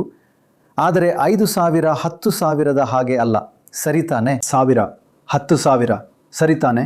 ನಾನು ನಿಮ್ಮೊಂದಿಗೆ ಮಾತನಾಡಲು ಬಯಸುವ ಇನ್ನೊಂದು ವಿಷಯವೆಂದರೆ ಅದಲ್ಲದೆ ಮಹಿಳೆಯರಲ್ಲಿ ಬಹಳ ಮುಂದಿರುವುದಲ್ಲದೆ ಬಂಗಾಳ ರಾಜ್ಯದಲ್ಲಿ ಮಹಿಳೆಯರ ಟರ್ನ್ಔಟ್ ಅನ್ನು ನೋಡಿ, ಅದು ಅತಿ ಹೆಚ್ಚು ಮಹಿಳಾ ಟರ್ನ್ಔಟ್ ಇರುವ ರಾಜ್ಯವಾಗಿದೆ. ಭಾರತದಲ್ಲಿ ಪಶ್ಚಿಮ ಬಂಗಾಳ ನಂಬರ್ 1, 82% ಮಹಿಳಾ ಟರ್ನ್ಔಟ್ನೊಂದಿಗೆ. ಮತ್ತು ನೀವು ಪಟ್ಟಿಯ ಕೆಳಭಾಗವನ್ನು ನೋಡಿದರೆ ಹೇಳುವುದಾದರೆ ಟಾಪ್ 10 ರಾಜ್ಯಗಳು, ಅದು ಅಲ್ಲ, ತುಂಬ ಸಣ್ಣ ರಾಜ್ಯಗಳು. 9ನೇದು ಗುಜರಾತ್ 62% ಅದು ಮಹಿಳೆಯರ 20% ಕಡಿಮೆ ಟರ್ನ್ಔಟ್ಗಿಂತ. ಬಂಗಾಳ ಮತ್ತು ಉತ್ತರ ಪ್ರದೇಶ 62% ಆದ್ದರಿಂದ ಟರ್ನ್ಔಟ್ 10% ಸೇರಿ ಮುನ್ನಡೆಯು ವ್ಯತ್ಯಾಸವನ್ನು ಉಂಟು ಮಾಡುತ್ತದೆ. ಮಹಿಳೆಯರಲ್ಲಿನ ಮುನ್ನಡೆಯು ವ್ಯತ್ಯಾಸವನ್ನು ಉಂಟು ಮಾಡುತ್ತದೆ. ಆದರೆ ನಿಮಗೆ ಗೊತ್ತಲ್ಲ, ಬಂಗಾಳ, ಅಸ್ಸಾಂ ಸೇರಿದಂತೆ ಈಶಾನ್ಯದ ಎಲ್ಲ ಭಾಗಗಳಲ್ಲೂ ಮತದಾನದ ಪ್ರಮಾಣ ಹೆಚ್ಚಾಗಿರುತ್ತದೆ. ಸರಿ, ಆದರೆ ಇದು ತುಂಬಾ ಹೆಚ್ಚಿನ ಮತದಾನ. ಮತ್ತು ಸರಿ, ಈ ಸಂದರ್ಭದಲ್ಲಿ ನಿಮಗೆ ಒಂದು ಲಿಂಗದವರಲ್ಲಿ ಗಮನಾರ್ಹ ಮುನ್ನಡೆ ಇದ್ದರೆ ಆಗ ಸಂಯೋಜನೆಯು ಅದು ಸುಲಭವಾಗಿ ನಿಮ್ಮನ್ನು ನಿಜವಾಗಿಯೂ ಸುಲಭವಾಗಿ ಗೆಲ್ಲಲು ನಿಮಗೆ ಸಹಾಯ ಮಾಡುತ್ತದೆ. ಮತದಾನದ ಪ್ರಮಾಣ ಯಾಕೆ ಇಷ್ಟೊಂದು ಹೆಚ್ಚಾಗಿದೆ ಅಂದರೆ, ನಾವು ಇತ್ತೀಚೆಗೆ ಹಳ್ಳಿಗಳಲ್ಲಿನ ಮಹಿಳೆಯರೊಂದಿಗೆ ಮಾತನಾಡಿದ್ದೇವೆ ಮತ್ತು ಅವರು ತುಂಬ ರಾಜಕೀಯ ಪ್ರಜ್ಞೆಯುಳ್ಳವರಾಗಿದ್ದಾರೆ ಮತ್ತು ತುಂಬ ಪ್ರಬಲರಾಗಿದ್ದಾರೆ. ವಿಶೇಷವಾಗಿ ಈಗ ಅವರು ಆರ್ಥಿಕವಾಗಿ ಸ್ವತಂತ್ರರಾಗಿರುವುದರಿಂದ ನಾವು ಕೇಳಿದೆವು, ನಿಮ್ಮ ಗಂಡ ಹೇಳಿದ ಹಾಗೆ ನೀವು ಮತ ಹಾಕುತ್ತೀರಾ? ಮತ್ತು ಅವರು ಹೇಳ್ತಾರೆ, ಇಲ್ಲ, ಅವರು ಮತ್ತು ಆಗ ಅವರು ಹೇಳ್ತಾರೆ, ನಿಜ ಹೇಳಬೇಕೆಂದರೆ ಇವಳು ಹೇಳಿದ ಹಾಗೆ ನಾನು ಮತ ಹಾಕುತ್ತೇನೆ. ಇದು ಬಂಗಾಳದಲ್ಲಿನ ರಾಜಕೀಯ ಸಜ್ಜುಗೊಳಿಸುವಿಕೆಯ ಇತಿಹಾಸ. ಅಂದ್ರೆ ನಾನು ಅದನ್ನ ಎಡಪಂಥೀಯರ ಕಾಲದಲ್ಲಿ ನೋಡಿದ್ದೆ. ಆಗ ಎಡಪಂಥೀಯರು ಎಲ್ಲರೂ ಮತ ಚಲಾಯಿಸಲು ಬರುವಂತೆ ನೋಡ್ಕೊಳ್ತಿದ್ರು. ಈಗಲೂ ಅದೇ ನಡೀತಾ ಇದೆ. TMC ಕಾರ್ಯಕರ್ತರು ಎಲ್ಲರೂ ಹೆಚ್ಚಿನ ಸಂಖ್ಯೆಯಲ್ಲಿ ಮತ ಚಲಾಯಿಸಲು ಹೊರಗೆ ಬರುವಂತೆ ನೋಡಿಕೊಳ್ಳುತ್ತಿದ್ದಾರೆ. ಮತ್ತು ರಾಜಕೀಯದ ಅರಿವು ಮತ್ತು ಆ ರಾಜಕೀಯ ರೀತಿಯ ಬಹಳ ರಾಜಕೀಯ ರಾಜ್ಯ. ಹೌದು, ಈ ರಾಜ್ಯದಲ್ಲಿನ ವಾತಾವರಣವು ಬಹುಶಃ ಬೇರೆ ಅನೇಕ ರಾಜ್ಯಗಳಲ್ಲಿ ಪುನರಾವರ್ತನೆ ಆಗುವುದಿಲ್ಲ. ಖಂಡಿತ ಸರಿ. ಓಕೆ, ಮಹಿಳೆಯರ ವಿಷಯದಿಂದ ಈ ಚುನಾವಣೆಯ ಇನ್ನೊಂದು ಅತಿ ಪ್ರಮುಖ ಅಂಶಕ್ಕೆ ಹೋಗೋಣ, ಮತ್ತು ಅದು ಧಾರ್ಮಿಕ ವಿಭಜನೆ. ಬಿಜೆಪಿ ಪ್ರಚಾರದ ಪ್ರಮುಖ ಅಂಶಗಳಲ್ಲಿ ಒಂದು ಘುಸ್ಪೇಟಿಯಾ ಎಂದು ನಾವು ಕೇಳಿದ್ದೇವೆ. ಆದರೆ ಅದು ಯಾಕೆ? ಡೇಟಾ ಏನು ಹೇಳುತ್ತದೆ ಎಂದು ನೋಡಿ. ಬಂಗಾಳದಲ್ಲಿ ಮೊದಲನೇದಾಗಿ ಮುಸ್ಲಿಮರ ಶೇಕಡವಾರು ಪ್ರಮಾಣ ಬಹಳ ಹೆಚ್ಚಿದೆ. ಜನಸಂಖ್ಯೆಯ 27% ಮುಸ್ಲಿಮರಿದ್ದಾರೆ ಮತ್ತು 71% ಹಿಂದೂಗಳಿದ್ದಾರೆ. ಅದು 2011ರ ಜನಗಣತಿ. ಈಗ ಅದರ ಅರ್ಥವೇನು? ಅದರ ಅರ್ಥ ವಾಸ್ತವವಾಗಿ ಒಂದು ದೊಡ್ಡ ರಾಜ್ಯವಾದ ಬಂಗಾಳವು ಈ ದೇಶದಲ್ಲಿ ಮುಸ್ಲಿಮರ 2ನೇ ಅತಿ ಹೆಚ್ಚು ಶೇಕಡವಾರು ಪ್ರಮಾಣವನ್ನು ಹೊಂದಿದೆ. ಅಸ್ಸಾಂನಲ್ಲಿ 34%ನೊಂದಿಗೆ ಸ್ವಲ್ಪ ಹೆಚ್ಚಿದೆ. ಆದರೆ ಇಲ್ಲದಿದ್ದರೆ ನೀವು ಛತ್ತೀಸ್ಗಢ, ಒಡಿಶಾಗೆ ಹೋದರೆ ಕೇವಲ 2% ಮಾತ್ರ. ಹಾಗಾಗಿ ಬಂಗಾಳದಲ್ಲಿ ನಿಜವಾಗಿಯೂ ಮುಸ್ಲಿಮರ ಸಂಖ್ಯೆ ಬಹಳ ಹೆಚ್ಚಿದೆ. ಮತ್ತು ಅದು ಮತದಾನದ ಮೇಲೆ ಹೇಗೆ ಪರಿಣಾಮ ಬೀರುತ್ತದೆ? ಕೇವಲ ಆ ವಿಭಜನೆಯನ್ನು ನೋಡಿ. ವಿವಿಧ ಧಾರ್ಮಿಕ ಗುಂಪುಗಳು ಬಹಳ ವಿಭಿನ್ನವಾಗಿ ಮತ ಚಲಾಯಿಸುತ್ತವೆ. 2021ರ ಇತ್ತೀಚಿನ ವಿಧಾನಸಭಾ ಚುನಾವಣೆಯನ್ನು ನೋಡಿ. ಹಿಂದೂ ಮತ TMCಗೆ 39%, ಬಿಜೆಪಿಗೆ ಹಿಂದೂ ಮತದ 50% ಸಿಕ್ಕಿತು. ಮುಸ್ಲಿಂ ಮತ TMCಗೆ 75% ಮತ್ತು ಬಿಜೆಪಿಗೆ 7% ಸಿಕ್ಕಿತು. ಹಾಗಾಗಿ ಅಂತಹ ಅಂಕಿಅಂಶಗಳ ಆಧಾರದ ಮೇಲೆ 7%ಕ್ಕೆ ಹೋಲಿಸಿದರೆ 50% ಅವರು ಮುಸ್ಲಿಮರನ್ನು ಗೆಲ್ಲಲು ಪ್ರಯತ್ನಿಸಬೇಕೇ ಅಥವಾ ಇನ್ನೂ ಹೆಚ್ಚು ಹಿಂದೂಗಳನ್ನು ಗೆಲ್ಲಲು ಪ್ರಯತ್ನಿಸಬೇಕೇ? ಬಿಜೆಪಿ ತಂತ್ರ ಏನಾಗಿರಬೇಕು ಮತ್ತು TMC ತಂತ್ರ ಏನಾಗಿರಬೇಕು? ನಿಮಗೆ ಗೊತ್ತಲ್ಲ, ಬಿಜೆಪಿ ತನ್ನನ್ನು ತಾನು ಹಿಂದೂಗಳ ಕಡೆಗೆ ಒಲವು ತೋರುವ ಪಕ್ಷವಾಗಿ ಸ್ಥಾನೀಕರಿಸಿಕೊಂಡಿದೆ. ಮತ್ತು ಪ್ರಶ್ನೆ ಏನೆಂದರೆ, ಮರೆಯಬೇಡಿ, ಸ್ವಾತಂತ್ರ್ಯ ಪೂರ್ವ ಬಂಗಾಳ ಒಂದು ಬಹಳ ಧ್ರುವೀಕೃತ ರಾಜ್ಯವಾಗಿತ್ತು. ಕೇವಲ ಇಷ್ಟೇ ಅಂದರೆ CPM ಆಗಲಿ ಅಥವಾ ಕಾಂಗ್ರೆಸ್ ಆಗಲಿ ಅದನ್ನು ಒಂದು ಬ್ಯಾಂಕ್ ಆಗಿ ಬಳಸಲಿಲ್ಲ. ಈಗ ಇಲ್ಲೊಂದು ಪಕ್ಷವಿದೆ, ಅದು ಅದನ್ನು ಒಂದು ವೇದಿಕೆಯಾಗಿ ಬಳಸುತ್ತಿದೆ. ಹಾಗಾಗಿ ಬಿಜೆಪಿ ಹಿಂದೂಗಳ ನಡುವೆ ಇಷ್ಟು ಚೆನ್ನಾಗಿ ಮಾಡುತ್ತಿದೆ ಎಂದು ನನಗೆ ಆಶ್ಚರ್ಯವಿಲ್ಲ. ಮತ್ತು PMC ಹೇಳುತ್ತಿದೆ, ಕನಿಷ್ಠ ಮುಸ್ಲಿಮರನ್ನಾದರೂ ಒಗ್ಗೂಡಿಸೋಣ. ಹಾಗಾಗಿ ರಾಜಕೀಯ ಮತ್ತು ನಿರ್ದಿಷ್ಟವಾಗಿ ಚುನಾವಣೆಗಳ ಬಗ್ಗೆ ಇರುವ ದುಃಖದ ಸಂಗತಿಗಳಲ್ಲಿ ಒಂದು, ನಾವು ವರ್ಷಗಳಿಂದ ನೋಡಿಕೊಂಡು ಬಂದಿದ್ದೇವೆ, ಪ್ರೀತಿಗಿಂತ ದ್ವೇಷವು ಹೆಚ್ಚು ಉತ್ತಮವಾಗಿ ಕೆಲಸ ಮಾಡುತ್ತದೆ. ನೀವು ಸಂಸತ್ತಿನಲ್ಲಿ ಹೋಗಿ ಯಾರಿಗಾದರೂ ಅಪ್ಪುಗೆಯನ್ನು ಕೊಟ್ಟರೆ ಸ್ವಿಂಗ್ ಮೇಲೆ ಯಾವುದೇ ಪರಿಣಾಮ ಬೀರುವುದಿಲ್ಲ. ನೀವು ಖಂಡಿತ ಯಾರಾದರೂ, ಮತ್ತು ಇದು ಪ್ರಪಂಚದಾದ್ಯಂತ ನಡೆಯುತ್ತಿದೆ. ಅಮೆರಿಕಾದಲ್ಲಿ ಈ ಒಳನುಸುಳುಕೋರರು ಒಳಗೆ ಬರುತ್ತಿದ್ದಾರೆ. ಯುರೋಪ್ನಲ್ಲೂ ಕೂಡ ಅವರು ಇದನ್ನು ಬಳಸ್ತಾ ಇದ್ದಾರೆ. ದ್ವೇಷವು ಹೆಚ್ಚು ಪರಿಣಾಮಕಾರಿಯಾಗಿ ಕೆಲಸ ಮಾಡುತ್ತದೆ. ಕೆಲವು ಮಟ್ಟಿಗೆ ಇಬ್ಬರು ದ್ವೇಷವನ್ನ ಬಳಸುತ್ತಿದ್ದಾರೆ, ಅಥವಾ ದ್ವೇಷ ಎಂದು ಹೇಳುವುದು ಬೇಡ, ಭಯ ಎಂದು ಹೇಳೋಣ. ಮಮತಾ ಹೇಳುತ್ತಿದ್ದಾರೆ, ಕೇಂದ್ರವು ಅಧಿಕಾರ ವಹಿಸಿಕೊಳ್ಳುತ್ತದೆ, ಬೆಂಗಾಲಿಯ ಬದಲು ಹಿಂದಿ ಅಥವಾ ಗುಜರಾತಿಯನ್ನು ತರುತ್ತದೆ ಮತ್ತು ಈ ಹೊರಗಿನವರು ಬರುತ್ತಾರೆ ಎಂಬ ಭಯದ ಬಗ್ಗೆ. ಅದೂ ಕೂಡ ಭಯವೇ. ಆದ್ದರಿಂದ ಇಬ್ಬರು ಒಂದು ರೀತಿಯಲ್ಲಿ, ಅದಕ್ಕಾಗಿಯೇ ಇದು ಸ್ವಲ್ಪ ಬಿರುಗಾಳಿಯ ಪ್ರಚಾರವಾಗಿದೆ. ಮಮತಾ ಬ್ಯಾನರ್ಜಿ ಧ್ರುವೀಕರಣಗೊಳಿಸಲು ಪ್ರಯತ್ನಿಸುತ್ತಿದ್ದಾರೆ. ಅವರು ಮುಸ್ಲಿಮರನ್ನ ಪ್ರಚೋದಿಸಲು ಪ್ರಯತ್ನಿಸುತ್ತಿದ್ದಾರೆ. ಮಮತಾ ಬ್ಯಾನರ್ಜಿ ಕೋಮುವಾದಿ, ಅವರ ಅಜೆಂಡಾ ಕೋಮುವಾದಿಯಾಗಿದೆ. ಅವರು ತಮ್ಮ ತುಷ್ಟೀಕರಣದ ರಾಜಕಾರಣದ ಮೂಲಕ ಮುಸ್ಲಿಂ ವೋಟ್ ಬ್ಯಾಂಕ್ ಅನ್ನು ಒಗ್ಗೂಡಿಸಲು ಪ್ರಯತ್ನಿಸುತ್ತಿದ್ದಾರೆ. ನಾವು ಹಾಗಲ್ಲ. ಆದರೆ ಮತ್ತೆ ಗುಸ್ಪೇಟಿಯ ನಿರಾಶ್ರಿತರು ಬರುತ್ತಿದ್ದಾರೆ. ಇದು ಒಂದು ನಿಜವಾದ ಸಮಸ್ಯೆ. ಆದರೆ ಇದು ಮುಸ್ಲಿಂ ವಿರೋಧಿ ನನಗನ್ಸುತ್ತೆ. ಇಲ್ಲ, ನಾವು ಭಾರತೀಯ ಮುಸ್ಲಿಮರ ಪರವಾಗಿದ್ದೀವಿ. ಅವರು ನಮ್ಮ ಸಹೋದರ ಸಹೋದರಿಯರು. ನಾವು ಭಾರತೀಯರಲ್ಲದ ಮುಸ್ಲಿಮರ ವಿರುದ್ಧವಾಗಿದ್ದೇವೆ. ಯಾರಂದ್ರೆ ನುಸುಳುಕೋರರು, ವಿಶೇಷವಾಗಿ ರೋಹಿಂಗ್ಯಾ ಮತ್ತು ಬಾಂಗ್ಲಾದೇಶಿ ಮುಸ್ಲಿಮರು. ನೋಡಿ, ನೀವು BJP ನಾಯಕರ ಭಾಷಣಗಳನ್ನು ಗಮನಿಸಿದ್ರೆ ಆ ಭಾಷಣಗಳು ತುಂಬ ತಾರತಮ್ಯಕಾರಿಯಾಗಿವೆ. ಅದರಿಂದ ಅವರು ಒಂದು ನಿರ್ದಿಷ್ಟ ಸಮುದಾಯವನ್ನು ತೆಗೆದು ಹಾಕ್ತಾರೆ ಎಂಬುದು ಬಹಳ ಸ್ಪಷ್ಟವಾಗಿತ್ತು. ಈ ಪ್ರಕ್ರಿಯೆ ಆರಂಭವಾಗಿ ನಾವು ಫಾರ್ಮ್ಗಳನ್ನು ತುಂಬಲು ಶುರು ಮಾಡಿದ ತುಂಬ ಆರಂಭದ ಹಂತದಲ್ಲೇ ಆ ಸಮಯದಲ್ಲಿ ಅವರು BJP ನಾಯಕರು ಹೇಳ್ತಿದ್ರು 1 ಕೋಟಿ ಡಿಲೀಟ್ ಆಗಲಿದೆ. ಆದ್ದರಿಂದ ಅವರು ಧರ್ಮದ ಆಧಾರದ ಮೇಲೆ ಧ್ರುವೀಕರಣ ಮಾಡುತ್ತಿದ್ದರು. ಮತ್ತು ಇದು ಸಾಬೀತಾಗಿದೆ. ನೀವು ಉದಾಹರಣೆಗೆ ಮಾಲ್ಡಾ ಅಥವಾ ಮುರ್ಷಿದಾಬಾದ್ನ ಡೇಟಾವನ್ನು ನೋಡಿದ್ರೆ ಅದು ಪ್ರಧಾನವಾಗಿ ಮುಸ್ಲಿಂ ಬಾಹುಳ್ಯದ ಪ್ರದೇಶ. ಮತ್ತು ನೀವು ಪ್ರಕರಣಗಳ ಸಂಖ್ಯೆಯನ್ನು ನೋಡಿದ್ರೆ ನಿಮಗೆ ಲಕ್ಷಾಂತರ ಪ್ರಕರಣಗಳು ನ್ಯಾಯ ನಿರ್ಣಯಕ್ಕೆ ಹೋಗುತ್ತಿವೆ. ಅಂದರೆ 11 ಲಕ್ಷ ನ್ಯಾಯ ನಿರ್ಣಯಕ್ಕೆ. ನಾವು ನಮ್ಮ ತಂದೆ ತಾಯಿ, ನಮ್ಮದು, ನಮ್ಮ ಅಜ್ಜ ಮುತ್ತಜ್ಜನದು ಎಲ್ಲವನ್ನೂ ತೋರಿಸುತ್ತಿದ್ದೇವೆ. ಆದರೂ ನಮ್ಮನ್ನು ಡಿಲೀಟ್ ಮಾಡಲಾಗಿದೆ. ನಾವು ಎಲ್ಲಿಗೆ ಹೋಗುವುದು, ಯಾರಿಗೆ ಹೇಳೋದು? ಜನರು ನಮಗೆ ನೀವು ಬಾಂಗ್ಲಾದೇಶದವರು, ನೀವು ಪಾಕಿಸ್ತಾನದವರು ಅಂತ ಹೇಳಿದಾಗ ಎಂಥ ದುಃಖ ಆಗತ್ತೆ ಅಂತ ನೀವು ಭಾವಿಸಬಹುದು. ಇಲ್ಲಿ ಬಾಂಗ್ಲಾದೇಶದ ಯಾವುದೇ ವೋಟ್ ಇಲ್ಲ. 4 ತಲೆಮಾರು 5 ತಲೆಮಾರು ಬ್ರಿಟಿಷರ ಆಡಳಿತದ ಕಾಲದಿಂದಲೂ ಇಲ್ಲಿ ವಾಸಿಸ್ತಾ ಬಂದಿದ್ದೇವೆ. ಈ ಜನರ ತಲೆಯಲ್ಲಿ ಏನು ನಡೀತಿದೆಯೋ ಗೊತ್ತಿಲ್ಲ. ಯಾಕಾಗಿ ತೆಗೆದು ಹಾಕಿದ್ದಾರೆ ಅನ್ನೋದು ಕೂಡ ಇನ್ನೂ ಗೊತ್ತಾಗಿಲ್ಲ. ಈಗ ಜನರು ಬಾಂಗ್ಲಾದೇಶಿ ರೋಹಿಂಗ್ಯಾ ಅಂತ ಹೇಳ್ತಿದ್ದಾರೆ. ಈಗ ನಮ್ಮ 14 ತಲೆಮಾರು ಕಾಲ ಹೋಗಿದೆ. ಆರಂಭದಿಂದಲೂ ಹಲವು ವರ್ಷಗಳಿಂದ ನಾವು ಇಲ್ಲಿದ್ದೇವೆ. ನಾವು 100-200 ವರ್ಷಗಳಿಂದ ಈ ಪಶ್ಚಿಮ ಬಂಗಾಳದಲ್ಲಿದ್ದೀವಿ, ನಾವು ಇಂಡಿಯಾದಲ್ಲಿದ್ದೀವಿ. ಆದರೆ ಈಗ ಯಾವ ಕಾರಣಕ್ಕೆ ತೆಗೆದುಹಾಕಿದ್ದಾರೆ ಅನ್ನೋದು ಏನು ಗೊತ್ತೋ? ಆ BJPಯ ಬೆಂಬಲಿಗರಿದ್ದಾರಲ್ಲ, ಅವರು ಹೌದು ಇವರು ನುಸುಳುಕೋರರು, ಬಾಂಗ್ಲಾದೇಶದವರು ಅಂತ ಹೇಳ್ತಾರೆ. ಈಗ ಅವರನ್ನ ಓಡಿಸ್ತೇವೆ, ಅದನ್ನ ಮಾಡ್ತೀವಿ, ಇದನ್ನ ಮಾಡ್ತೀವಿ. ಅವರಂತೂ ಖುಷಿಯಾಗಿದ್ದಾರೆ. ನಮ್ಮ ರಕ್ತ ಕುದಿಯುತ್ತದೆ, ಯಾಕೆಂದ್ರೆ ನಮ್ಮ ದೇಶದ ಸ್ವಾತಂತ್ರ್ಯಕ್ಕಾಗಿ ನಮ್ಮ ಪೂರ್ವಜರು ಜೀವ ಕೊಟ್ಟಿದ್ದೇವೆ, ಚಂದ ಕೊಟ್ಟಿದ್ದೇವೆ, ಶ್ರಮ ಹಾಕಿದ್ದೇವೆ, ಎಲ್ಲವನ್ನು ಮಾಡಿದ್ದೇವೆ. ಮತ್ತು ನಮ್ಮನ್ನು ಕೇಳುತ್ತಾರೆ ನಾವು ನುಸುಳುಕೋರರೇ ಎಂದು. ನಾನು ಹೂವಿನ ಮಾರುಕಟ್ಟೆಗೆ ಹೋಗಿದ್ದೆ, ಕೋಲ್ಕತ್ತಾದ ಸಗಟು ಹೂವಿನ ಮಾರುಕಟ್ಟೆಗೆ.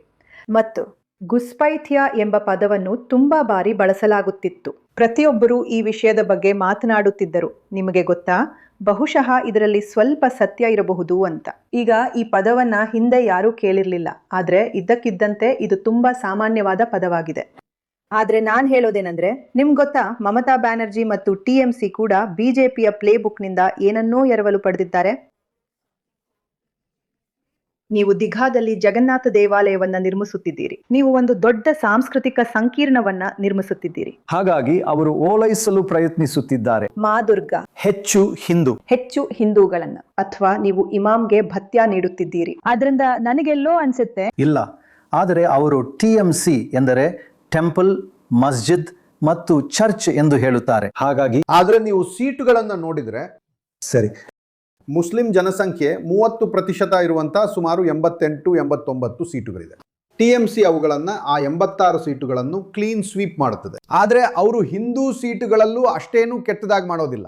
ಅವರು ಅವುಗಳಲ್ಲಿ 63% ಸಹ ಪಡೆದು, ಈಗ ಅವರು ಅದರಲ್ಲಿ ಸ್ವಲ್ಪವನ್ನ ಕಳ್ಕೊಂಡಿರಬಹುದು. ಮತ್ತು ಅದಕ್ಕಾಗಿಯೇ ಅವರು ಬಳಸ್ತಿರುವ ಪ್ರಚಾರವೆಂದ್ರೆ ಈ ಜನರು ಸಹ ಹೊರಗಿನವರು ಎನ್ನುವುದು. ನೀವು ಅಲ್ಪಸಂಖ್ಯಾತ ಸಮುದಾಯದ ಕೆಲವರನ್ನ ಕರಿಬಹುದು. ಖಂಡಿತ ಹೌದು, ನೀವು ಹೇಳಿದ್ದು ಸರಿ. ಯಾಕೆಂದ್ರೆ ನೀವು ಗುಸ್ಪೇಟಿಯಾ ಎಂದು ಹೇಳಿದಾಗ ಅದು ಹೊರಗಿನಿಂದ ಬಂದ ಯಾರೋ ಒಬ್ಬರು, ಆದರೆ ಅವರು BJP ಕೇವಲ ಮುಸ್ಲಿಂ ಗುಸ್ಪೇಟಿಯಾಗಳನ್ನು ಮಾತ್ರ ಉಲ್ಲೇಖಿಸುತ್ತಿದೆ. ಹೌದು, ಇತರೆ ಮತ್ತು ಅವರ ಸಮರ್ಥನೆ ಏನಂದ್ರೆ ಹಿಂದೂಗಳು ಇಲ್ಲ, ನೀವೇ ನುಸುಳುಕೋರರು. ಹಿಂದೂಗಳು ಸಹ ಗುಸ್ಪೇಟಿಯಾಗಳು. ನನ್ನ ಕುಟುಂಬ ಬಾರಿ ಸಾಲ್ನಿಂದ ಬಂದಿದೆ, ಹಾಗಾದ್ರೆ ನಾನು ಹಿಂದೂ ಆಗಿದ್ದರೂ ಗುಸ್ಪೇಟಿಯಾನ? ಇಲ್ಲ, ಯಾಕೆಂದ್ರೆ ನಾನು ಮುಸ್ಲಿಂ ಅಲ್ಲ, ನಾನು ಗುಸ್ಪೇಟಿಯಾ ಅಲ್ಲ. ಅದನ್ನು ನೀವು ಹೇಗೆ ನಿರ್ಧರಿಸ್ತೀರಿ? ಹೌದು, ಹಾಗಾಗಿ ಮಮತಾ ಅವರ ಪ್ರಚಾರವೆಂದ್ರೆ ನೀವು ಹೊರಗಿನವರು, ನೀವು ಚುನಾವಣೆ ಸಮಯದಲ್ಲಿ ಮಾತ್ರ ಇಲ್ಲಿಗೆ ಬಂದಿದ್ದೀರಿ ಎಂದು ಹೇಳುವುದು. ಆ ಸಮಯದಲ್ಲಿ ಮಾತ್ರ BJP ನಿಜವಾಗಿಯೂ ಪ್ರಚಾರ ಮಾಡುತ್ತದೆ. ನೀವು ಇಲ್ಲಿಗೆ ಬರುತ್ತೀರಿ, ಪ್ರಚಾರ ಮುಗಿದ ನಂತರ ನೀವು ಹಿಂತಿರುಗಿ ಹೋಗ್ತೀರಿ. ನೀವು ಇಲ್ಲಿಗೆ ಸೇರಿದವರಲ್ಲ, ನೀವು ಮತ್ತೊಂದು ಸಂಸ್ಕೃತಿಯನ್ನ ತರಲು ಪ್ರಯತ್ನಿಸುತ್ತೀರಿ. ಎಲ್ಲ ನಾಯಕರು ಕೇಂದ್ರದಿಂದ ಬರುತ್ತಾ ಇದ್ದಾರೆ. ಹೌದು, ಒಂದು ಹಿಂದೂ ಸಂಸ್ಕೃತಿ. ಹಾಗಾಗಿ ಅವರು ಅವರನ್ನ ಗುಸ್ಪೆಟಿಯಾಗಳು ಎಂದು ಕರೆಯುತ್ತಿದ್ದಾರೆ. ಹೌದು. ಓ ಹಾಗ ಸರಿ. ಆದರೆ ಕೇವಲ ಹಿಂದೂ ಮುಸ್ಲಿಂ ವಿಷಯದಿಂದ ಮುಂದೆ ಸಾಗಿದರೆ ಹಿಂದೂಗಳಲ್ಲೂ ಕೂಡ ಸಾಕಷ್ಟು ದೊಡ್ಡ ವಿಭಜನೆ ಇದೆ. ನಿಜವಾಗಿ BJPಗೆ ಅದರ ಅತಿ ಹೆಚ್ಚು ಬೆಂಬಲ ಸಿಗುವುದು ಮುಂದುವರಿದ ಜಾತಿಗಳಲ್ಲಿ BJP ಬೆಂಬಲವು 59% ಇದೆ. OBCಗಳಲ್ಲಿ 54. ಆದರೆ ದಲಿತರು ಮತ್ತು ಆದಿವಾಸಿಗಳ ವಿಷಯಕ್ಕೆ ಬಂದಾಗ ಅದು 44ಕ್ಕೆ ಇಳಿಯುತ್ತದೆ. ಆದ್ದರಿಂದ ಜಾತಿ ವಿಭಜನೆಯೂ ಇದೆ. ಪ್ರಣಯ್, ಈ BJP ಇಲ್ಲಿಗೆ ಬಂದಾಗ ಆ ಸಮಯದವರೆಗೆ ಇಲ್ಲಿ ಯಾವುದೇ ಜಾತಿ ರಾಜಕಾರಣ ನಡೆಯುವುದಿಲ್ಲ ಎಂದು ನಂಬಲಾಗಿತ್ತು. ಆದರೆ ಅವರು ಎಲ್ಲೋ ಒಂದು ಕಡೆ UP ಬಿಹಾರದಿಂದ ಸ್ವಲ್ಪ ಎರವಲು ಪಡೆದರು ಮತ್ತು ಅವರು OBC ದಲಿತರನ್ನ ಒಂದು ರೀತಿಯಲ್ಲಿ ಕ್ರೋಢೀಕರಿಸಲು ಪ್ರಯತ್ನಿಸಿದರು.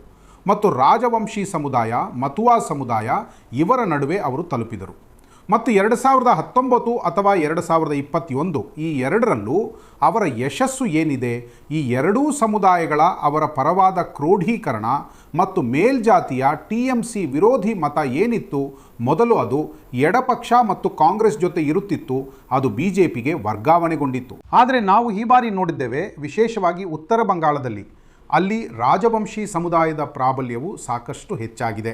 ಅನೇಕ ಅಂಥ ವಿಧಾನಸಭಾ ಕ್ಷೇತ್ರಗಳಿವೆ, ಅಲ್ಲಿ ಅವರ ಮತಗಳ ಶೇಕಡಾವಾರು 40 ಸಖದೆವರೆಗೆ ಇದೆ. ಆದರೆ ಇತ್ತೀಚಿನ 2-3 ವರ್ಷಗಳಲ್ಲಿ ಮಮತಾ ಬ್ಯಾನರ್ಜಿಯವರು ಸಾಕಷ್ಟು ತಲುಪಿದ್ದಾರೆ, ಅವರ ಬೇಡಿಕೆಗಳನ್ನು ಪೂರೈಸಿದ್ದಾರೆ. ಈ ಕಾರಣದಿಂದ ಈ ಬಾರಿ ಆ ಸಮುದಾಯಗಳಲ್ಲಿ ಎಲ್ಲೋ ಒಂದು ಕಡೆ BJPಯ ವೋಟ್ ಬ್ಯಾಂಕ್ ಕ್ರೋಢೀಕರಣ ಏನಿತ್ತು ಅದರಲ್ಲಿ ಬಿರುಕು ಕಾಣುತ್ತಿತ್ತು. ಬಿಜೆಪಿ ರಾಜವಂಶಿ ಜನರಿಗಾಗಿ ಏನನ್ನೂ ಮಾಡಿಲ್ಲ. ನಾರಾಯಣಿ ಬೆಟಾಲಿಯನ್ ಮಾಡುವ ಪ್ರಯತ್ನವಿತ್ತು, ಸರಿ, ಪ್ರಯತ್ನಿಸಿದ್ದರು, ಇಲ್ಲಿಯವರೆಗೆ ಆಗಿಲ್ಲ. ಆದರೆ ನಮ್ಮ ದೀದಿ, ನಮ್ಮ ಸರ್ಕಾರವು ನಾರಾಯಣಿ ಬೆಟಾಲಿಯನ್ ಅನ್ನು ಮಾಡಿದೆ. ಅದರ ಪ್ರಧಾನ ಕಚೇರಿ ಮೆಕ್ಲಿಗಂಜಿನಲ್ಲಿದೆ. ಮತ್ತು ರಾಜವಂಶಿಯವರಿಗಾಗಿ ದೀದಿ ಏನು ಮಾಡಿದ್ದಾರೆ ಎಂದರೆ ಭಾಷೆಗಾಗಿ ಭಾಷಾ ಅಕಾಡೆಮಿಯನ್ನು ಮಾಡಿದ್ದಾರೆ, ಶಾಲೆ ಕಟ್ಟಿದ್ದಾರೆ 200 ರಾಜವಂಶಿ ಶಾಲೆಗಳನ್ನ ಕಟ್ಟಿದ್ದಾರೆ, ಸರಿ. ಮತ್ತು ರಾಜವಂಶಿ ಅಭಿವೃದ್ಧಿ ಸಾಂಸ್ಕೃತಿಕ ಮಂಡಳಿಯನ್ನ ಮಾಡಿದ್ದಾರೆ. ರಾಜವಂಶಿ ಜನರಿಗಾಗಿ ಎಲ್ಲವನ್ನೂ ಮಾಡಿದ್ದಾರೆ. 2019ರಲ್ಲಿ ನಮಗೆ ಎಷ್ಟು ಮತಗಳು ಬಂದಿದ್ದವೋ ಅದಕ್ಕಿಂತ ಹಲವು ಪಟ್ಟು ಹೆಚ್ಚು ಮತಗಳು 2024ರಲ್ಲಿ ಬಂದವು. ಆದರೆ ಕಾಂಗ್ರೆಸ್, TMC, CPIM ಮತ್ತು ಇತರ ಪಕ್ಷಗಳ ಮತಗಳು ದುರ್ಬಲಗೊಂಡ ರೀತಿ ಮತ್ತು ಅದರ ಜೊತೆಗೆ ಅಧಿಕಾರಶಾಹಿ ವಿಧ್ವಂಸಕತೆಯಿಂದಾಗಿಯೇ ನಾವು ಇಲ್ಲಿ ಸೋಲಬೇಕಾಯಿತು. ಮತ್ತು ಸುಮಾರು ಒಳನುಸುಳುವಿಕೆಯಾದ ರೀತಿ ಮತ್ತು ನಕಲಿ ಮತದಾರರು ಹೆಚ್ಚಾದರು. ಅಂದರೆ 2019 ಮತ್ತು 2024 ಈ 5 ವರ್ಷಗಳಲ್ಲಿ ಸುಮಾರು ಇಲ್ಲಿ ಮುಸ್ಲಿಂ ಮತಗಳ ಶೇಕಡಾವಾರು ಪ್ರಮಾಣವು 15ರಿಂದ 16% ಹೆಚ್ಚಾಗಿದೆ.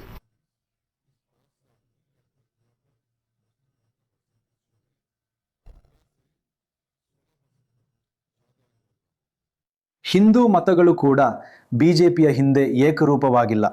ಮುಂದುವರಿದ ಜಾತಿಗಳು ಹೆಚ್ಚಿನ ಪ್ರಮಾಣದಲ್ಲಿ ಬೆಂಬಲಿಸುತ್ತವೆ, ಆದಿವಾಸಿಗಳು ಮತ್ತು ಪರಿಶಿಷ್ಟ ಜಾತಿಗಳು ಹಾಗೆ ಇಲ್ಲ. ಆದರೆ OBCಗಳು ಅವರು ಆಸಕ್ತಿದಾಯಕರಾಗಿದ್ದಾರೆ. ಅವರು ಮುಂದುವರಿದ ಜಾತಿಗಳಷ್ಟು BJPಯನ್ನು ಬೆಂಬಲಿಸುತ್ತಿಲ್ಲ, ಆದರೆ ಇನ್ನೂ ಸಾಕಷ್ಟು ಗಟ್ಟಿ ಬೆಂಬಲಿಗರಾಗಿದ್ದಾರೆ.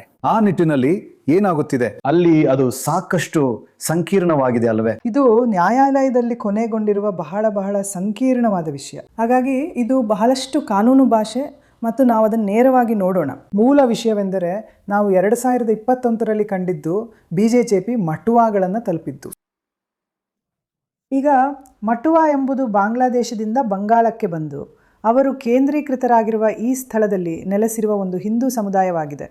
ಮತ್ತು ಅವರು ಸ್ಪಷ್ಟವಾಗಿ, ನಿಮಗೆ ಗೊತ್ತಲ್ಲ, 40ರಿಂದ 80 ಸೀಟುಗಳವರೆಗೆ ಮತದ ಮೇಲೆ ಪ್ರಭಾವ ಬೀರುತ್ತಾರೆ.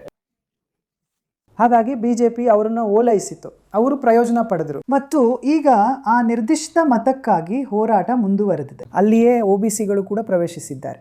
ಎಲ್ಲದರಲ್ಲೂ 17% OBCಗಳಿಗೆ ಮೀಸಲಿಡಲಾಗಿದೆ. ಅದರ ಒಂದು ಭಾಗ ಮುಸ್ಲಿಂ OBCಗಳು, ಅದರ ಭಾಗ ಹಿಂದೂ OBCಗಳು. ಮತ್ತು ಅದು ಸಂಘರ್ಷ ಮತ್ತು ಗೊಂದಲವನ್ನು ಉಂಟು ಮಾಡಿದೆ. ಯಾಕೆಂದರೆ ಮೂಲಭೂತವಾಗಿ ಹೈಕೋರ್ಟ್ OBC ಅಡಿಯಲ್ಲಿ ಮುಸ್ಲಿಮರಿಗೆ ಮೀಸಲಾತಿಯನ್ನು ರದ್ದುಗೊಳಿಸಿದೆ. ಹೌದು, ಇದು ಚುನಾವಣೆಯಲ್ಲಿ ಒಂದು ದೊಡ್ಡ ವಿಷಯವಾಗಬಹುದು. ನಾವು ಅದನ್ನ ಇತರ ರಾಜ್ಯಗಳಲ್ಲಿ ನೋಡಿದ್ದೇವೆ. ಖಂಡಿತವಾಗಿ ಏನು ನಡೆಯುತ್ತಿದೆಯೋ ಅದರಿಂದ ಮತ್ತು ಅವರಿಗೆ ತಮ್ಮ ಮೀಸಲಾತಿ ಸಿಗದಿರುವುದು ಇತ್ಯಾದಿ ಕಾರಣಗಳಿಂದ ಮಟುವಾಗಳು BJPಯ ಮೇಲೆ ಸ್ವಲ್ಪ ಕೋಪಗೊಂಡಿದ್ದಾರೆಯೇ ಮತ್ತು ಅಸಮಾಧಾನಗೊಂಡಿದ್ದಾರೆಯೇ? ಏನಾದರೂ ಬದಲಾವಣೆ ಇದೆಯೇ? ನೋಡಿ, ಮಟುವಾಗಳು ಅಸಮಾಧಾನಗೊಂಡಿದ್ದಾರೆ ಮತ್ತು ಕೋಪಗೊಂಡಿದ್ದಾರೆ. ಏಕೆಂದರೆ ಅವರನ್ನು ಪಟ್ಟಿಯಿಂದ ತೆಗೆದುಹಾಕಲಾಗಿದೆ ಮತ್ತು ಅವರ ಪೌರತ್ವಕ್ಕಾಗಿ BJPಯಿಂದ ಅವರಿಗೆ CAA ಎಂಬ ಆಮಿಷವನ್ನು ನೀಡಲಾಗಿದೆ. ಹಾಗಾಗಿ ಅವರಿಗೆ ಪೌರತ್ವ ಬೇಕಾದರೆ ಅವರು CAA ಬಳಸ್ತಾರೆ ಮತ್ತು ಅವರಿಗೆ ಪೌರತ್ವ ಸಿಗುತ್ತದೆ. ಇದರರ್ಥ ಅವರು ಈ ಬಾರಿ ಮತ ಚಲಾಯಿಸುವುದಿಲ್ಲ, ಆದರೆ ಭವಿಷ್ಯದಲ್ಲಿ ಚಲಾಯಿಸ್ತಾರೆ. ಅದು BJP ನೀಡಿರುವ ಒಂದು ಭರವಸೆ. TMC ಅದನ್ನು ಬಹಳ ಬಲವಾಗಿ ದುರ್ಬಲಗೊಳಿಸಲು ಪ್ರಯತ್ನಿಸುತ್ತಿದೆ. ಮತ್ತು ಹಾಗಾಗಿ ಮಟುವಾಗಳು, ನಿಮ್ಗೆ ಗೊತ್ತಲ್ಲ, ಅತಂತ್ರ ಸ್ಥಿತಿಯಲ್ಲಿರುವ ಒಂದು ಸಮುದಾಯ. ಹಾಗಾಗಿ ಈ ರೀತಿಯ ಬದಲಾವಣೆ ಈ ಚುನಾವಣೆಗಳ ಮೇಲೆ ಪರಿಣಾಮ ಬೀರಬಹುದು. ಇಲ್ಲ, CAA ಸಮಸ್ಯೆ ಏನಂದ್ರೆ ಅದನ್ನ ಪಡೆಯಗಲ್ತೆ ನೀವು ಮತ್ತೆ ಬಹಳಷ್ಟು ದಾಖಲೆಗಳೊಂದಿಗೆ ಬರಬೇಕಾಗುತ್ತೆ. ಈಗ ಆ ದಾಖಲೆಗಳನ್ನು ಪಡೆಯಲ್ಲ, ನೀವು ಅದನ್ನು ಪಡೆಯಲ್ಲ, ಬಾಂಗ್ಲಾದೇಶಕ್ಕೆ ಹಿಂತಿರುಗಬೇಕಾಗತ್ತೆ. ಅದು ನಿಮ್ಗೆ ಗೊತ್ತಲ್ಲ, ಅವರಲ್ಲಿ ಕೆಲವರು 1 ತಲೆಮಾರು 2 ತಲೆಮಾರುಗಳ ಹಿಂದೆ ಇಲ್ಲಿಗೆ ಬಂದಿದ್ದಾರೆ. ನಿಮ್ಮ ಬಳಿ ಆ ದಾಖಲೆಗಳು ಇರುವುದಿಲ್ಲ. ಮತ್ತು ಎರಡನೇದಾಗಿ ಇಲ್ಲಿಯವರೆಗೆ ಅನುಸರಿಸಲಾದ ಪ್ರಕ್ರಿಯೆಯು ಈ ಪೌರತ್ವಕ್ಕಾಗಿ ಬಹಳ ಕಡಿಮೆ ಜನರನ್ನು ಮಾತ್ರ ಅನುಮೋದಿಸಿದೆ. ಆದರೆ ವಿಷಯವೇನೆಂದರೆ CAA ವ್ಯಾಖ್ಯಾನ. ಮುಸ್ಲಿಮರು ಗುಸ್ಪೈಟಿಯಾ ನೀವು ಹೇಳುತ್ತಿರುವಂತೆ, ಆದರೆ ಬಾಂಗ್ಲಾದೇಶದಿಂದ ಬರುವ ಹಿಂದೂಗಳು ನಿರಾಶ್ರಿತರು ಮತ್ತು ಅವರನ್ನು ಹಾಗೆ ಪರಿಗಣಿಸಲಾಗುತ್ತದೆ. ನಮ್ದು ಗಡಿ ರಾಜ್ಯ ನುಸುಳುಕೋಡತನ ನಡೀತಿದೆ. ಇವತ್ತಲ್ಲ 40 ವರ್ಷಗಳಿಂದ ವಿಭಜನೆ ನಂತರ ಆಗ್ತಾ ಇದೆ. ಹಾಗಾಗಿ ಈ ಜನರು ಇಲ್ಲಿದ್ದಾರೆ ಮತ್ತು ಯಾವ ಹಿಂದೂಗಳು ಬಂದಿದ್ದಾರೋ ಅವರ ಬಳಿ ದಾಖಲೆಗಳಿಲ್ಲ. ನಾವು CAA ಅವ್ರಿಗೆ ಹೇಳಿದ್ದು ರಿಜಿಸ್ಟ್ರೇಷನ್ ಮಾಡಿ ಅಂತ. ಯಾರು ಮಾಡಲಿಲ್ವೋ ಅವರು ಎಲಿಜಿಬಲ್ ಇಲ್ಲ.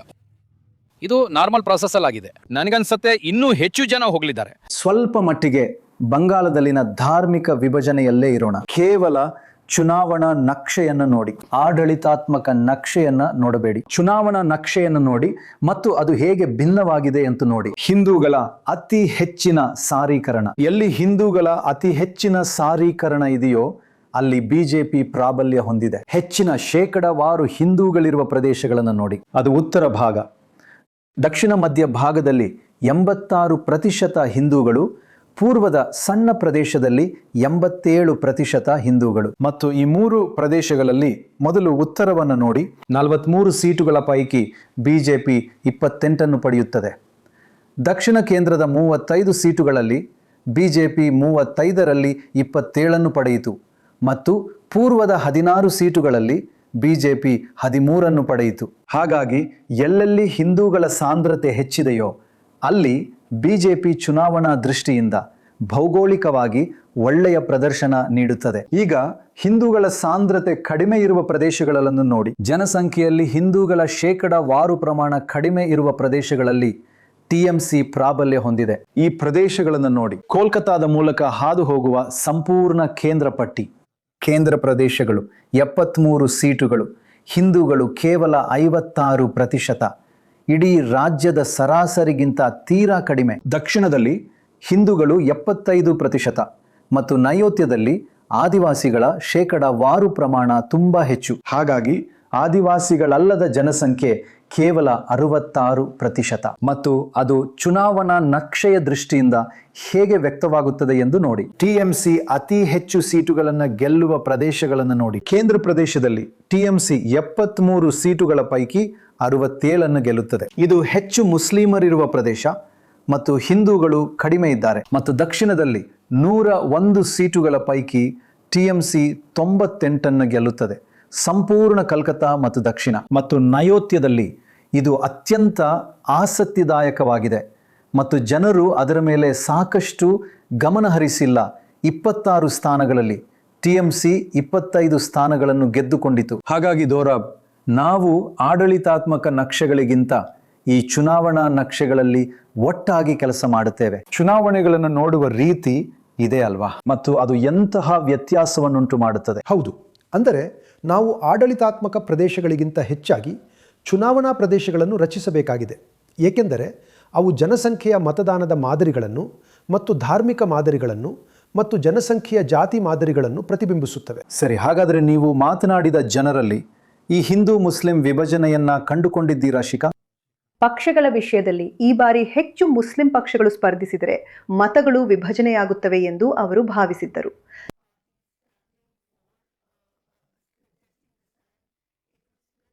ಉದಾಹರಣೆಗೆ ಇಂಡಿಯನ್ ಸೆಕ್ಯುಲರ್ ಫೋರ್ಸ್, ಅದು ನೀವು ಭೇಟಿ ನೀಡಿದ ಸ್ಥಳ. ಹೌದು, ಅದನ್ನ 2021 ಚುನಾವಣೆಗಳ ಸಮಯದಲ್ಲಿ ಪ್ರಾರಂಭಿಸಲಾಯಿತು. ಅವರು ಒಂದು ಸ್ಥಾನವನ್ನ ಗೆದ್ದರು. ಈ ಬಾರಿ ಅವರು CPIM ಜೊತೆ ಪಾಲುದಾರಿಕೆಯಲ್ಲಿದ್ದಾರೆ.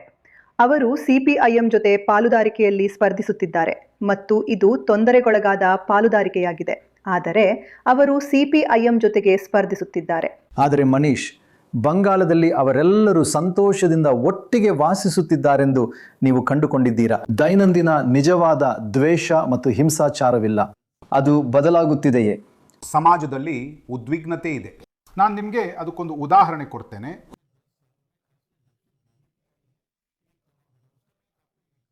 ನಾವು ಉತ್ತರ ಬಂಗಾಳದಲ್ಲಿದ್ದಾಗ ರಾಮನವಮಿಯ ಹಬ್ಬ ಬಂದಿತ್ತು ಮತ್ತು ರಾಮನವಮಿಯ ಹಬ್ಬದಲ್ಲಿ ನಾವು ಬಹಳಷ್ಟು BJP ಜನರ ಜೊತೆ ಕುಳಿತಿದ್ದೆವು.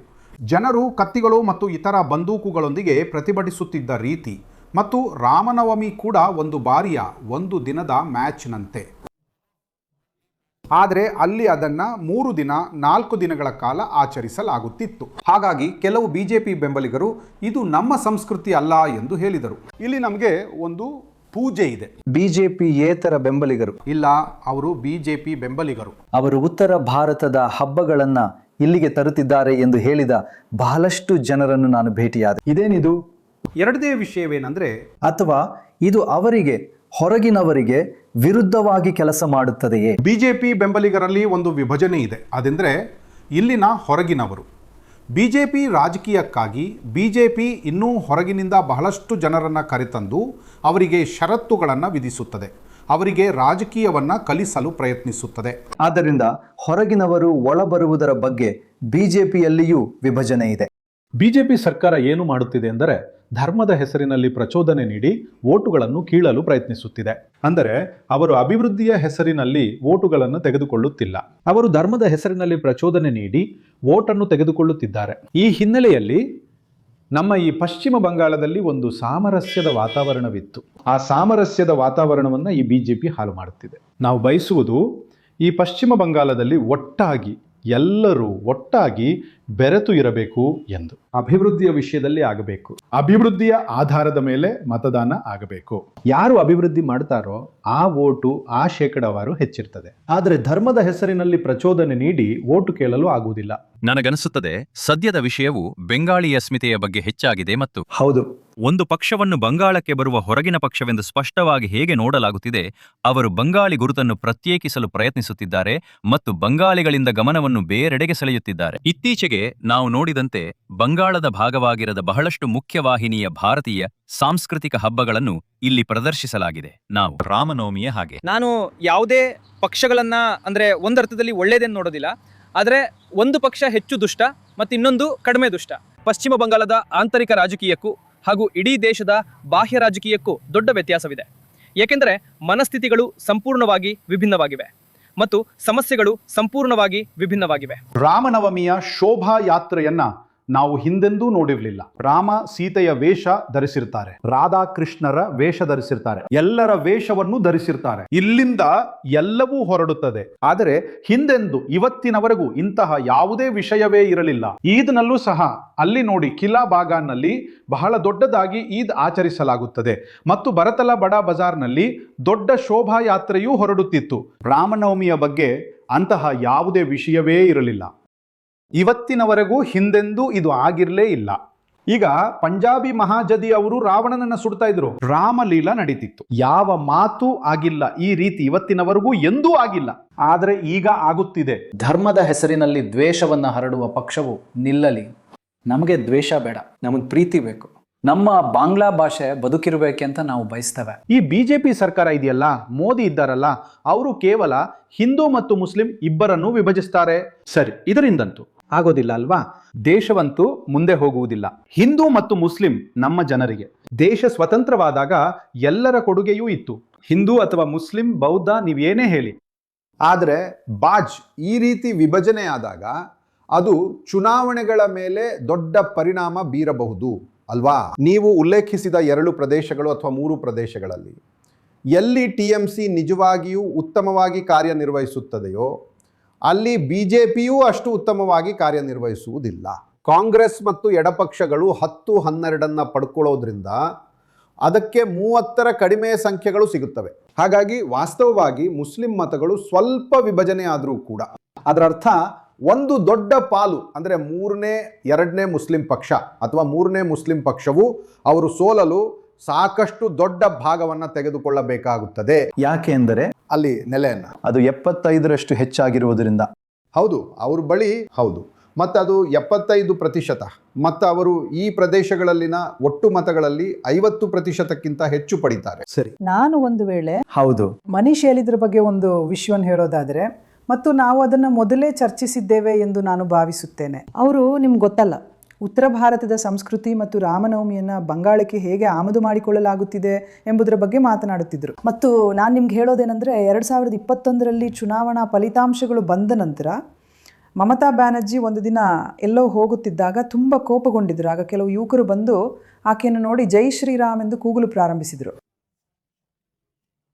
ಆಕೆ ಸಿಕ್ಕಾಪಟ್ಟೆ ಕೋಪಗೊಂಡಿದ್ರು. ಆಕೆ ತನ್ನ ಕಾರಿನಿಂದ ಕೆಳಗಿಳಿದು ಒಂದು ರೀತಿಯಲ್ಲಿ ಅವರಿಗೆ ಬೈದರು. ಆಕೆಗೆ ತುಂಬ ಕೋಪ ಬಂದಿತ್ತು. ಆ ಸಮಯದಲ್ಲಿ ಜೈ ಶ್ರೀರಾಮ್ ಒಂದು ಕೆಟ್ಟ ಪದವಾಗಿತ್ತು. ತೃಣಮೂಲ ಕಾಂಗ್ರೆಸ್ ಅದು ಕೆಟ್ಟ ತಂತ್ರ ಎಂದು ಅರಿತುಕೊಂಡಿದೆ ಎಂದು ನಾನು ಹೇಳುತ್ತೇನೆ. ಮತ್ತು ಇಂದು ತೃಣಮೂಲ ನಾಯಕರು ಕತ್ತಿಗಳನ್ನು ಹಿಡಿದು ರಾಮನವಮಿಯನ್ನು ಆಚರಿಸುತ್ತಿದ್ದಾರೆ. ಅವರಿಗೆ ಬೇಕು ಅಂತ ಅವರಿಗೂ ಗೊತ್ತು, ಹಾಗಾಗಿ ಅವರು ಬದಲಾಗುತ್ತಿದ್ದಾರೆ. ಹಿಂದೂ ವೋಟು. ಆದರೆ ನಾನು ಗಮನಿಸಿದ್ದೇನೆಂದರೆ, ಅವರು ಪತ್ರಿಕಾಗೋಷ್ಠಿ ನಡೆಸಿದಾಗ ಅದರ ಬಹುತೇಕ ಭಾಗ ಹಿಂದಿಯಲ್ಲಿತ್ತು ಬಿಜೆಪಿ, ಮತ್ತು ಸಾಂದರ್ಭಿಕವಾಗಿ ಅವರ ಘೋಷಣೆಗಳು ಕೂಡ ಹೆಚ್ಚಾಗಿ ಹಿಂದಿಯಲ್ಲಿದ್ದವು. ನಂತರ ಅವರು 1 ಅಥವಾ 2 ಬಂಗಾಲಿ ಘೋಷಣೆಗಳನ್ನು ಹೇಳಲು ಪ್ರಾರಂಭಿಸಿದರು. ಆದರೆ ನಾನು ಅಲ್ಲಿನ ಅನೇಕ ಬೆಂಬಲಿಗರೊಂದಿಗೆ ಮಾತನಾಡಿದೆ ಮತ್ತು ಅವರು ಅದು ತಪ್ಪು ಎಂದು ಹೇಳಿದರು. ಅವರು ಬಂಗಾಲಿಗೆ ಅಂಟಿಕೊಳ್ಳಬೇಕು, ಯಾಕಂದರೆ ಅವರ ಕೈಗೆ ಆಟವಾಡುತ್ತಿದ್ದಾರೆ.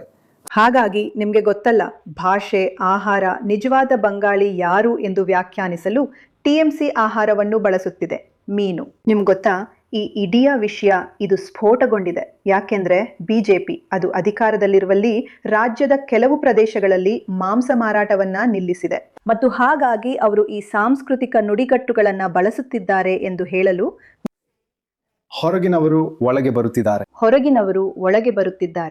ಸರಿ, ನಾವು ಮುಂದುವರಿಯೋಣ. ದೋರಾ, ನಮಗೆ ಇಷ್ಟವಾಗುವುದು ಏನೆಂದರೆ ಯಾರು ಪ್ರಬಲರು ಎಂಬುದರ ಮೇಲೆ ನೀವು ಗಮನ ಹರಿಸುವುದು. ಸರಿ, ಟಿವಿ ಕಾರ್ಯಕ್ರಮ ಹೇಳುವಂತೆ ಒಂದು ದೊಡ್ಡ ಹೋರಾಟವಿದೆ. ದೊಡ್ಡ ಹೋರಾಟ ಇರುವುದು ಮಮತಾ ಬ್ಯಾನರ್ಜಿ ಮತ್ತು ಸುವೆಂದು ಅಧಿಕಾರಿ ನಡುವೆ. ಸರಿ, ಸುವೆಂದು ಅಧಿಕಾರಿ ಕಳೆದ ಬಾರಿ ನಂದಿಗ್ರಾಮದಲ್ಲಿ ಅವರನ್ನು 2,000ಕ್ಕಿಂತ ಕಡಿಮೆ ಮತಗಳಿಂದ ಸೋಲಿಸಿದ್ದರು. ಆದ್ದರಿಂದ ಮಮತಾ ಭವಾನಿಪುರಕ್ಕೆ ಬಂದು 58,000 ಮತಗಳಿಂದ ಗೆದ್ದರು. ಅದು ನಂತರ ಲೋಕಸಭೆಯಲ್ಲಿ 9,000ವಾಯಿತು. ಈಗ ಸುವೆಂದು ಅಧಿಕಾರಿ ಹೇಳಿದ್ದಾರೆ, ನಾನು ನಿಮ್ಮನ್ನು ಅಲ್ಲಿ ಸೋಲಿಸಿದೆ, ನಾನು ನಿಮ್ಮನ್ನು ಸೋಲಿಸಲು ಭವಾನಿಪುರಕ್ಕೆ ಬರುತ್ತಿದ್ದೇನೆ. ಆದ್ದರಿಂದ ಅವರು 2 ಸ್ಥಾನಗಳಿಂದ ಸ್ಪರ್ಧಿಸುತ್ತಿದ್ದಾರೆ. ಅವರ ಗೆಲುವಿನ ಸಾಧ್ಯತೆಗಳು ಏನೆಂದು ಯಾರಿಗೂ ತಿಳಿದಿಲ್ಲ ಎಂದು ನಾನು ಭಾವಿಸುತ್ತೇನೆ. ಆದರೆ ನಿಮಗೆ ಗೊತ್ತಾ, ನಾನು ಕೂಡ ಯೋಚಿಸುತ್ತೇನೆ. ಒಬ್ಬ ನಾಯಕ ನಿಮ್ಮ ಪಕ್ಕದಲ್ಲಿ ಸ್ಪರ್ಧಿಸಿದಾಗ ನಾನು ಹೇಳಿದಂತೆ ರಾಸ್ಬೆಹಾರಿ, ಬಲಿಗಂಜ್, ಎಂಟಾಲಿ, ಕಲ್ಕತ್ತಾ ಪೋರ್ಟ್ನಂತಹ ಕ್ಷೇತ್ರಗಳು ಇವೆಲ್ಲವೂ ಭವಾನಿಪುರವನ್ನು ಸುತ್ತುವರೆದಿರುವ ಕ್ಷೇತ್ರಗಳಾಗಿವೆ. ಹಾಗಾಗಿ ನಿಮ್ಮ ನಾಯಕ ಸ್ಪರ್ಧಿಸುತ್ತಿರುವಾಗ ಕೆಲವು ಪರಿಣಾಮಗಳುಂಟಾಗುತ್ತವೆ ಎಂದು ನೀವು ಆಶಿಸುತ್ತೀರಿ. ಹೌದು, ಸಹಜವಾಗಿ ಆ ಸೀಟುಗಳಲ್ಲಿ ಕೆಲವನ್ನು ಟಿಎಂಸಿ 40% ಮತಗಳಿಂದ ಗೆದ್ದಿತ್ತು. ಆದರೆ ಈಗಲೂ ಮತದಾರರು ಉತ್ತೇಜಿತರಾಗಿದ್ದಾರೆ. ಯಾರು ಗೆಲ್ಲುತ್ತಿದ್ದಾರೆಂದು ಹೇಳಲು ಸಾಧ್ಯವಿಲ್ಲ ಎಂದು ನೀವು ಹೇಳುತ್ತೀರಿ ಅಷ್ಟೇ. ಯಾರು ಗೆಲ್ಲುತ್ತಿದ್ದಾರೆಂದು ನಿಮಗೆ ಗೊತ್ತು, ನೀವು ನಮಗೆ ಹೇಳುತ್ತಿಲ್ಲ ಅಷ್ಟೇ. ಆದರೆ ನಾನು ನಿಮಗೆ ಹೇಳುತ್ತಿಲ್ಲ. ಅದು ಸರಿಯಾಗಿದೆ. ಈಗ ನೀವು ಅದನ್ನು ಸರಿಯಾಗಿ ಹೇಳಿದಿರಿ. ಅದನ್ನು ಗಟ್ಟಿಯಾಗಿ ಹೇಳದಿರುವುದು ಉತ್ತಮ. ಹೌದು. ಈಗ ಪ್ರಶ್ನೆ ಏನೆಂದರೆ, ಆ ಇಬ್ಬರು ಸಣ್ಣ ಹೋರಾಟಗಾರರು ಯಾರು ಮೊದಲು ದೊಡ್ಡ ಹೋರಾಟಗಾರರಾಗಿದ್ದರೋ ಅವರು ಈಗ ಸಣ್ಣ ಹೋರಾಟಗಾರರಾಗಿದ್ದಾರೆ, ಅಂದರೆ CPM ಮತ್ತು ಕಾಂಗ್ರೆಸ್. ಹಾಗಾಗಿ ನಾವು ಪ್ರತಿಯೊಂದರಿಂದ ಒಬ್ಬ ವ್ಯಕ್ತಿಯನ್ನು ತೆಗೆದುಕೊಳ್ಳೋಣ. ಈ ಸಂಯೋಜನೆ, ಕಾಂಗ್ರೆಸ್ನಲ್ಲಿ ಅಧೀರ್ ರಂಜನ್ ಚೌಧರಿ 5 ಬಾರಿ MP ಆದರೆ ಕೇವಲ 1 ಬಾರಿ MLA. ಇವರೆಲ್ಲ ಸದಾಕಾಲ ಮಂತ್ರಿ ಪದವಿಗಳನ್ನು ಪಡೆಯಲು ದೆಹಲಿಗೆ ಓಡುತ್ತಿದ್ದ ಜನ, ಏಕೆಂದರೆ ಅವರು ಅಲ್ಲಿ ಅಧಿಕಾರದಲ್ಲಿದ್ದರು, ಅವರು ಇಲ್ಲಿ ಅಧಿಕಾರದಲ್ಲಿರಲಿಲ್ಲ. ಈಗ ಅವರು ಈ ಬಾರಿ ನಾರಾಯಣಪುರದಿಂದ ಸ್ಪರ್ಧಿಸುತ್ತಿದ್ದಾರೆ.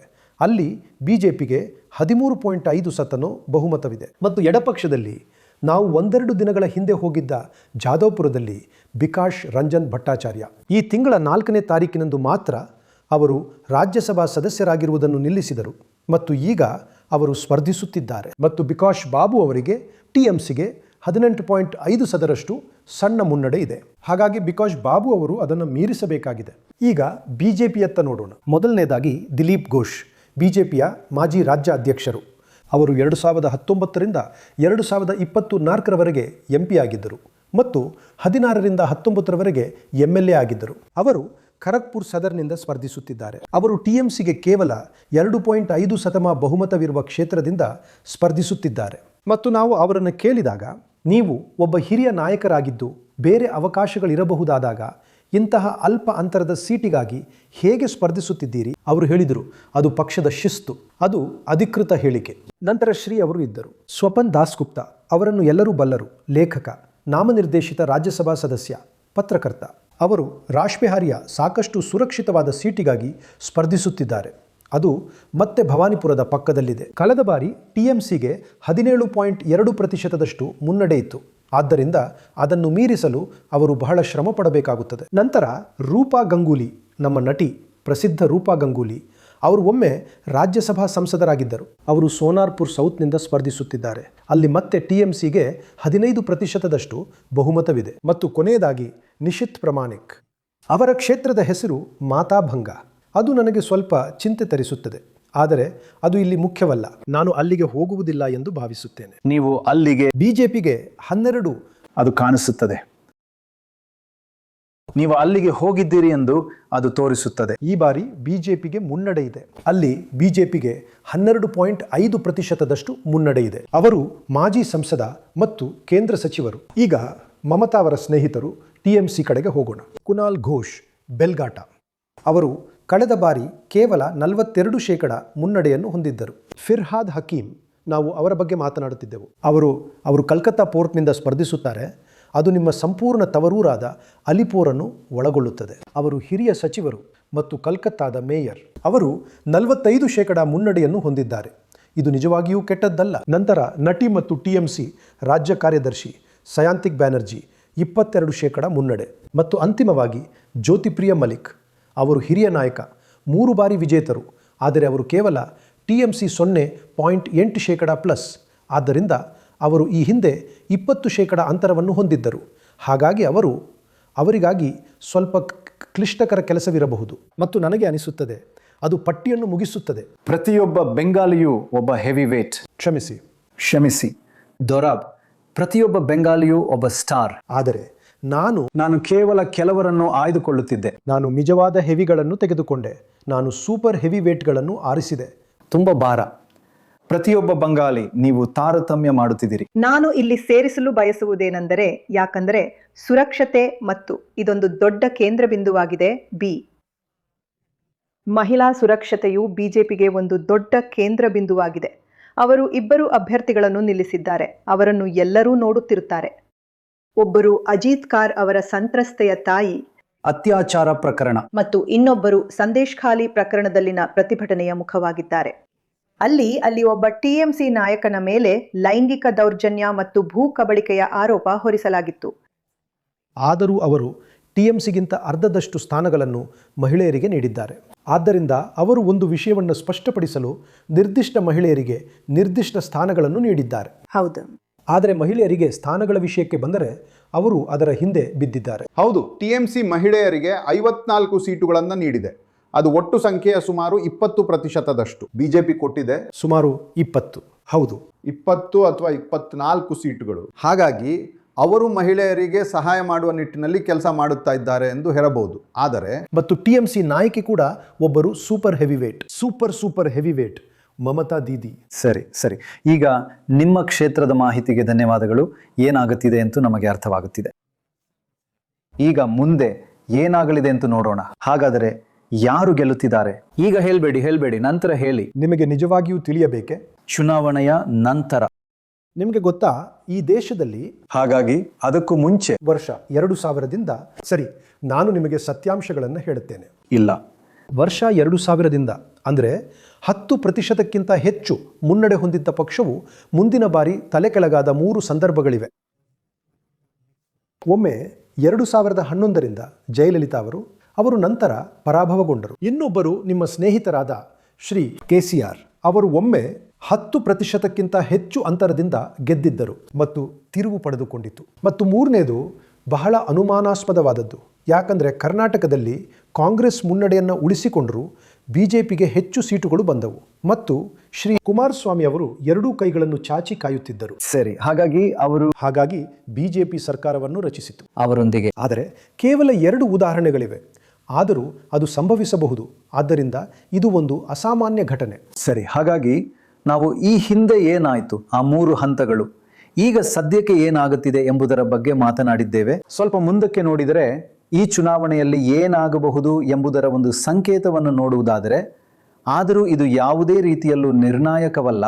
2021ರಿಂದ ನಡೆದ ಉಪಚುನಾವಣೆಗಳು. ಹಾಗಾಗಿ ಕಳೆದ ವಿಧಾನಸಭಾ ಚುನಾವಣೆಗಳ ನಂತರ ನಡೆದ 21 ಉಪಚುನಾವಣೆಗಳಲ್ಲಿ TMC ತನ್ನ ಮತವನ್ನು ಸುಧಾರಿಸಿಕೊಂಡಿದೆ. ಕಳೆದ ವಿಧಾನಸಭಾ ಚುನಾವಣೆಗಳಲ್ಲಿ ನೆನಪಿಡಿ, TMCಯ ಮತಗಳ ಶೇಕಡಾವಾರು ಪ್ರಮಾಣ ಸುಮಾರು 50% ಮತ್ತು BJPಯದ್ದು 38% ಆಗಿತ್ತು.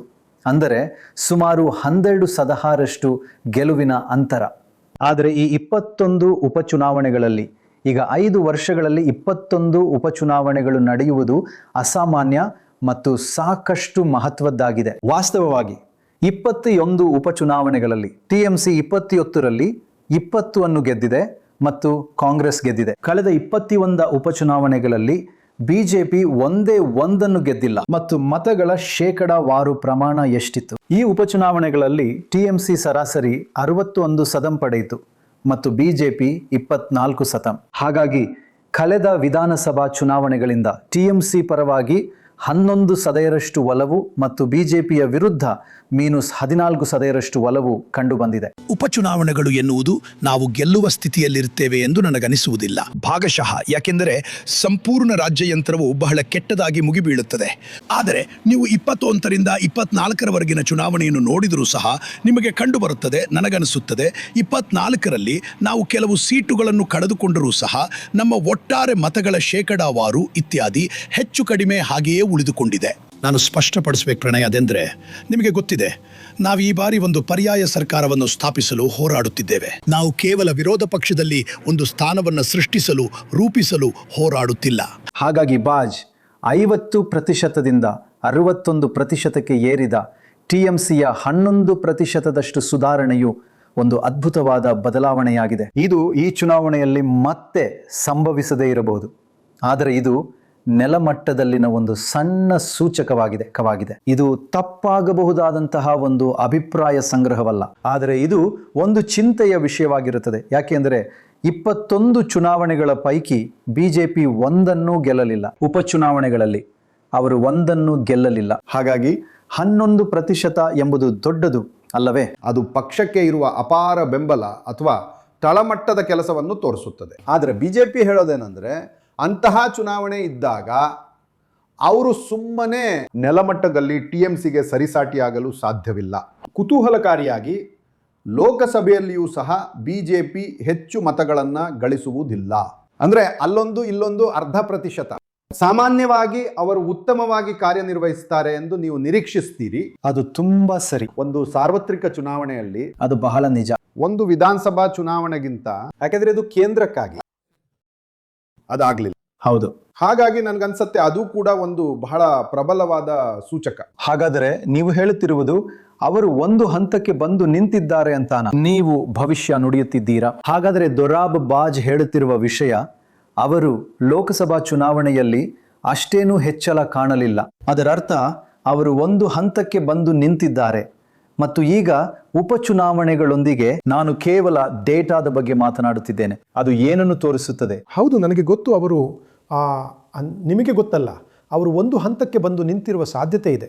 ಹಿಂದಿನ ಚುನಾವಣೆಗಳನ್ನು ಅಥವಾ ಮಿಸ್ಟರ್ ಅವರನ್ನು ಮರೆಯಬೇಡಿ. ಮೋದಿ ಚುನಾವಣೆಗಳು, ಅದು ವಿಧಾನಸಭಾ ಇರಲಿ ಅಥವಾ ಲೋಕಸಭಾ ಇರಲಿ, ಅವರು ಬರುತ್ತಲೇ ಇದ್ದರು. ಬಹುಶಃ ಹೆಚ್ಚಿನ ಪ್ರೇಕ್ಷಕರನ್ನು ಆಕರ್ಷಿಸುವ ಅವರ ಸಾಮರ್ಥ್ಯವು ಒಂದು ಹಂತಕ್ಕೆ ಬಂದು ನಿಂತಿರಬಹುದು. ಮತ್ತು ಮಿಸ್ಟರ್ ಅವರನ್ನು ಹೊರತುಪಡಿಸಿ ಅಧಿಕಾರಿ ಅವರಲ್ಲಿ ನಿಜವಾಗಿಯೂ ಮಮತಾ ಬ್ಯಾನರ್ಜಿಯವರಂಥ ವರ್ಚಸ್ಸಿನ ಯಾವುದೇ ದೊಡ್ಡ ನಾಯಕರಿಲ್ಲ. ಹಾಗಾಗಿ ನಿಮಗೆ ಗೊತ್ತಲ್ಲ, ಬಹುಶಃ ಅದು ಒಂದು ಹಂತಕ್ಕೆ ಬಂದು ನಿಂತಿರಬಹುದು, ಯಾರಿಗೂ ಗೊತ್ತಿಲ್ಲ.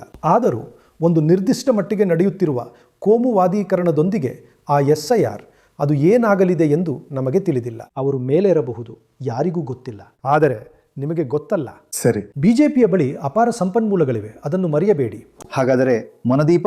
ಹೌದು, ಮಮತಾ ಬ್ಯಾನರ್ಜಿಯವರಿಗೆ ಸರಿಸಾಟಿಯಾದ ಮುಖ ಬಿಜೆಪಿಯಲ್ಲಿಲ್ಲ, ಅದರಲ್ಲಿ ಯಾವುದೇ ಪ್ರಶ್ನೆ ಇಲ್ಲ. ಶುಭೇಂದು ಅಧಿಕಾರಿ ಕಳೆದ 6-7 ವರ್ಷಗಳಿಂದ ಇದರಲ್ಲಿ ತೊಡಗಿಸಿಕೊಂಡಿದ್ದಾರೆ. ಆದರೆ ಒಂದು ಆಸಕ್ತಿದಾಯಕ ವಿಷಯವೆಂದರೆ, ನಾವು ಈ ಬಾರಿ ನೋಡುತ್ತಿರುವ ಬಿಜೆಪಿಯ ಬದಲಾದ ಕಾರ್ಯತಂತ್ರದ ಭಾಗವಾಗಿ ಮಿಸ್ಟರ್ ಅಮಿತ್ ಶಾ ಅಲ್ಲಿದ್ದರು. ಶುಭೇಂದು ನಾಮಪತ್ರ ಸಲ್ಲಿಸಲು ಹೋದಾಗ ಕೆಲವು ದಿನಗಳ ಹಿಂದೆ, ಮತ್ತು ಅದು ಹಿಂದೆಂದೂ ನಡೆದಿಲ್ಲ. ಶುಭೇಂದು ಅಧಿಕಾರಿ ಅವರನ್ನು ಬೆಂಗಾವಲಾಗಿ ಕರೆತರಲು ಗೃಹ ಸಚಿವರು ಬರುತ್ತಾರೆಂದು ಕಲ್ಪಿಸಿಕೊಳ್ಳಿ. ಅದು ನಿಜವಾಗಿಯೂ ಒಂದು ದೊಡ್ಡ ಬದಲಾವಣೆ. ನಾಮಪತ್ರ ಸಲ್ಲಿಕೆಗಾಗಿ ಅದು ಸಂಪೂರ್ಣವಾಗಿ ವಿಭಿನ್ನವಾಗಿದೆ. ಮತ್ತು ಈಗ 1 ನಿಮಿಷದ ಮಟ್ಟಿಗೆ ಶುಭೇಂದು ವಿಷಯದಿಂದ ಹೊರಬಂದರೆ, ಶ್ರೀ ಅಮಿತ್ ಶಾ ಕೂಡ ಇತ್ತೀಚೆಗೆ ಬಂಗಾಳದಲ್ಲಿ ಜೈ ಶ್ರೀರಾಮ್ ಬದಲಿಗೆ ಜೈ ಮಾ ಕಾಳಿ ಎಂದು ಹೇಳುತ್ತಿದ್ದಾರೆ. ಶ್ರೀ ಅಮಿತ್ ಶಾ, ಶ್ರೀ ಮೋದಿ ಅವರೆಲ್ಲರೂ ಅವರು ಜೈ ಮಾ ಕಾಳಿ ಅಂತ ಹೇಳ್ತಾರೆ. ಹಾಗಾಗಿ ಅದು ಕೂಡ ಆಸಕ್ತಿದಾಯಕವಾಗಿದೆ. ಆದರೆ ಹೌದು, ಶುಭೇಂದು ಅಧಿಕಾರಿ ಬಹುಶಃ ಸದ್ಯಕ್ಕೆ ಬಿಜೆಪಿಗೆ ಇರುವ ಅತ್ಯುತ್ತಮ ಆಯ್ಕೆ. ಸರಿ, ಬನ್ನಿ ನೋಡಲು ಬಹಳಷ್ಟು ಕಳವಳಕಾರಿಯಾಗಿರುವ SIR ಬಗ್ಗೆ ಒಂದು ಅಂತಿಮ ವಿಶ್ಲೇಷಣೆ ಮತ್ತು ತಿಳುವಳಿಕೆಗೆ ಬರೋಣ. ಶಿಖಾ, ಉದ್ದನೆಯ ಸಾಲುಗಳು, ದೂರುತ್ತಿರುವ ಜನರು, ಖಂಡಿತ ಯಾವುದೇ ಇದನ್ನ 5 ವರ್ಷಗಳಲ್ಲಿ ಮಾಡುವುದರ ಬದಲು 5 ತಿಂಗಳುಗಳಲ್ಲಿ ಮಾಡಿರುವುದು ಒಂದು ಭಯಾನಕ ವಿಷಯ. ಇದು ಹಾಸ್ಯಾಸ್ಪದ. ನನಗನ್ಸುತ್ತದೆ ಅದು ದೊರಾಬ್ ಈ ಹಿಂದೆ ಶುಭೇಂದುಗೆ ಕೇಳಿದ ತಮ್ಮ ಪ್ರಶ್ನೆಯಲ್ಲಿ ಹೇಳಿದ ಒಂದು ಅಂಶ, ಅದನ್ನ SIR ಮಾಡೋದು ಸರಿ, ಆದರೆ ಅದನ್ನ ಸರಿಯಾಗಿ ವೃತ್ತಿಪರವಾಗಿ 5 ವರ್ಷಗಳ ಅವಧಿಯಲ್ಲಿ ಮಾಡಿ.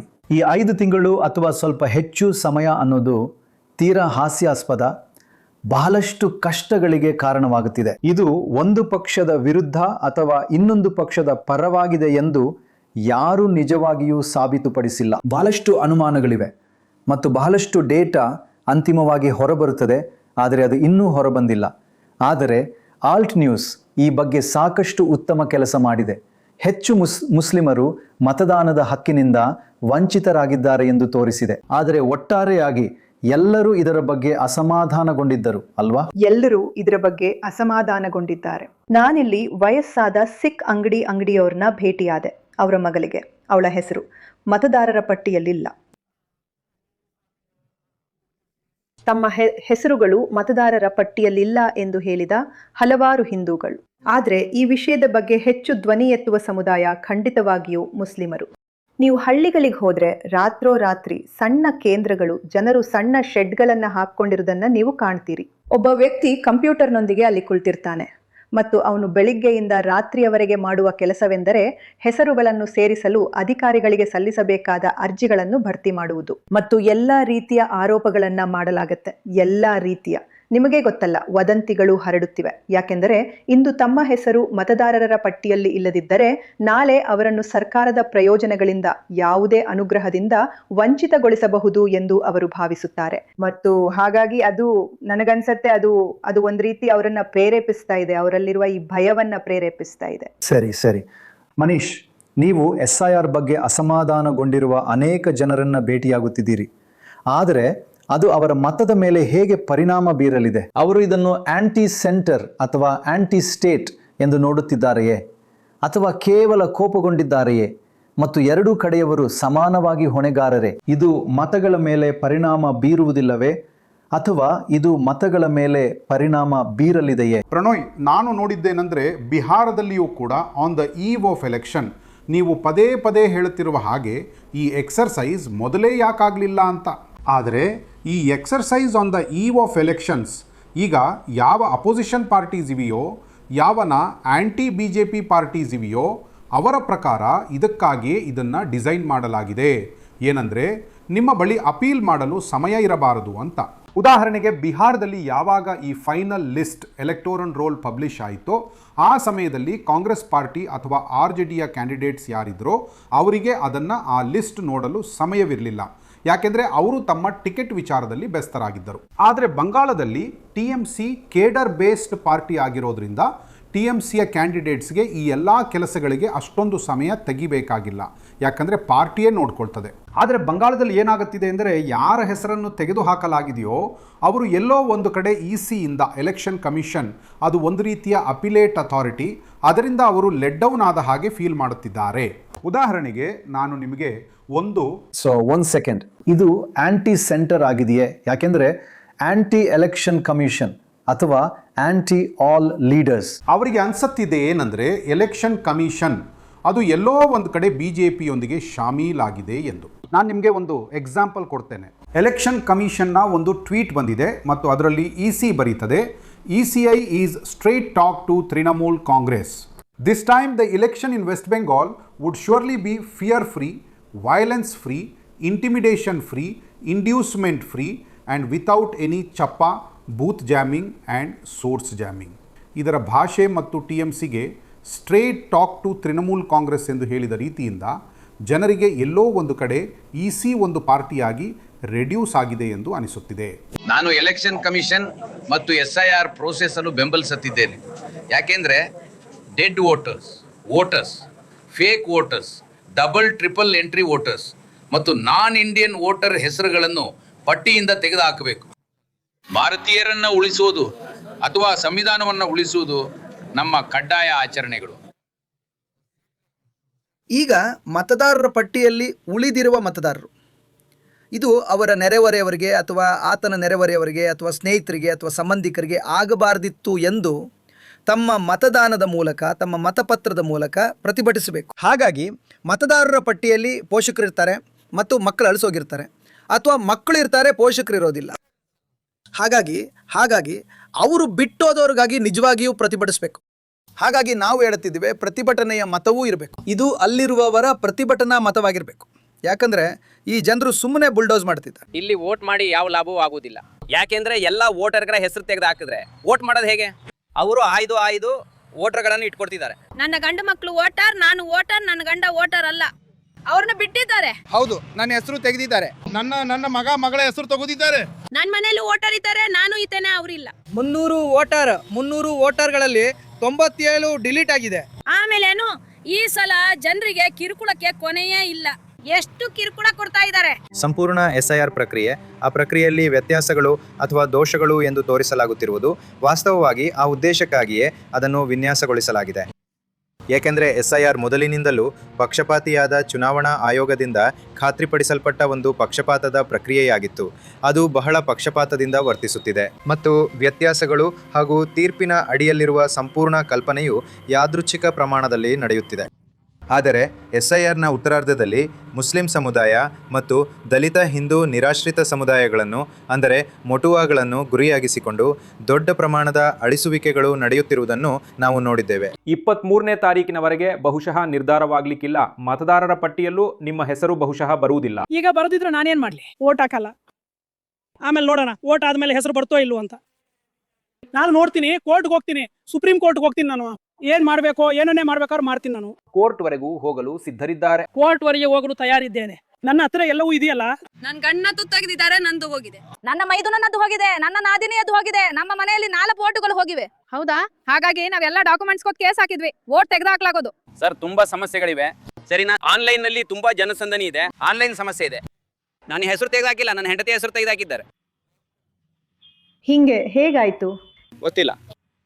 ಆ ಫಾರ್ಮ್ ತುಂಬಿದೆ, ಅದ ನಂತರ ಅವ್ನು ಹೇಳಿದ ಆ ಸ್ಟ್ಯಾಂಪ್ ಇದ್ದ ಕಾಗದ ಬಂದಿತ್ತಲ್ಲ, ಆಮೇಲೆ ಸರಿ ಹೋಗುತ್ತೆ ಅಂತ ಹೇಳ್ದ. ಆಮೇಲೆ ಬಂತು ಡಿಲೀಟ್ ಅಂತ ಬಂತು. ಮತ್ತೆ ಅವನು ಆನ್ಲೈನ್ ಅಲ್ಲಿ ಮಾಡಲ್ಲ ಹೇಳಿದ. ಆದ್ರೆ ಈಗ ಏನ್ ತೊಂದರೆ ಆಗ್ತಾ ಇದೆಯೋ ಇದು ತುಂಬಾ ಆಗ್ತಾ ಇದ್ವಾ ತೊಂದರೆ ಆಗ್ತಾ ಇದೆ.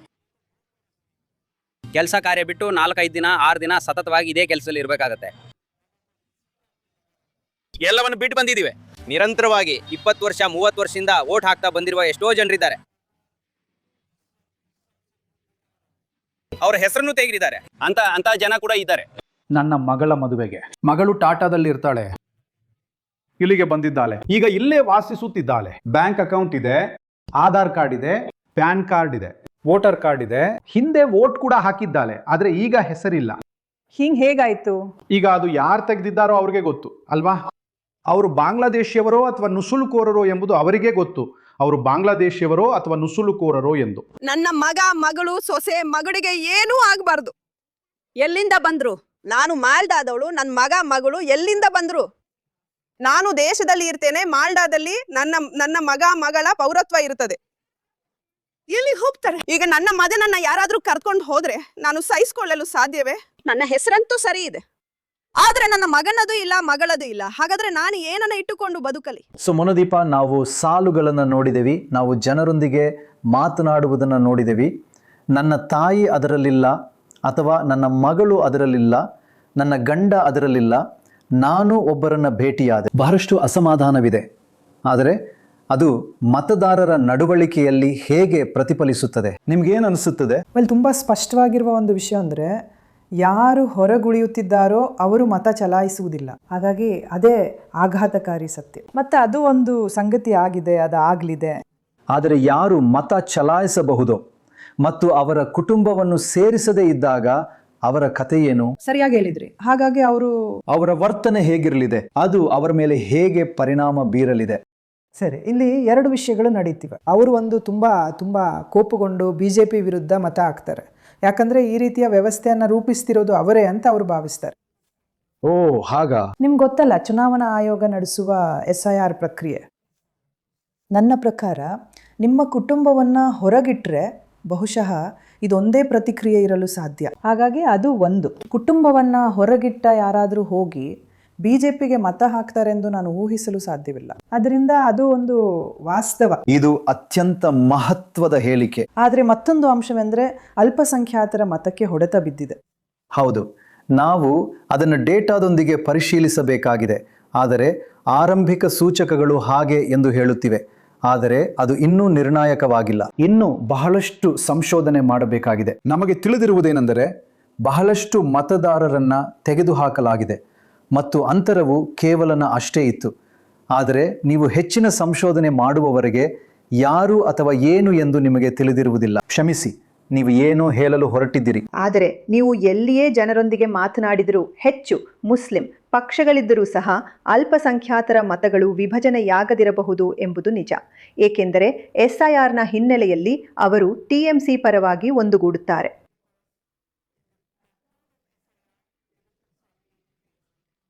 ಸರಿ, ನಿಮಗೆ ತುಂಬ ಧನ್ಯವಾದಗಳು. ಅದು ಬಹಳ ಕುತೂಹಲಕಾರಿಯಾಗಿತ್ತು. ಮತ್ತು ಯಾರು ಗೆಲ್ಲುತ್ತಾರೆಂದು ನೀವು ನನಗೆ ಹೇಳಿದ್ದೀರಿ. ನಾನು ಅವರಿಗೆ ಹೇಳಬಹುದೇ? ನಾನು ಅದನ್ನು ಮಾಡುತ್ತೇನೆ. ಸದ್ದಿಲ್ಲದೆ ನಮ್ಮನ್ನು ವೀಕ್ಷಿಸಿದ್ದಕ್ಕಾಗಿ ಧನ್ಯವಾದಗಳು. ನಾವು ಮತ್ತೊಂದು ಪಶ್ಚಿಮ ಬಂಗಾಳ ಕೌಂಟ್ ಡೌನ್ ಅನ್ನು ಚುನಾವಣೆಗೆ, ಅಂತಿಮ ಚುನಾವಣಾ ದಿನಾಂಕಕ್ಕೆ ಇನ್ನಷ್ಟು ಹತ್ತಿರದಲ್ಲಿ ನಡೆಸುತ್ತೇವೆ. ವೀಕ್ಷಿಸಿದ್ದಕ್ಕಾಗಿ ಧನ್ಯವಾದಗಳು.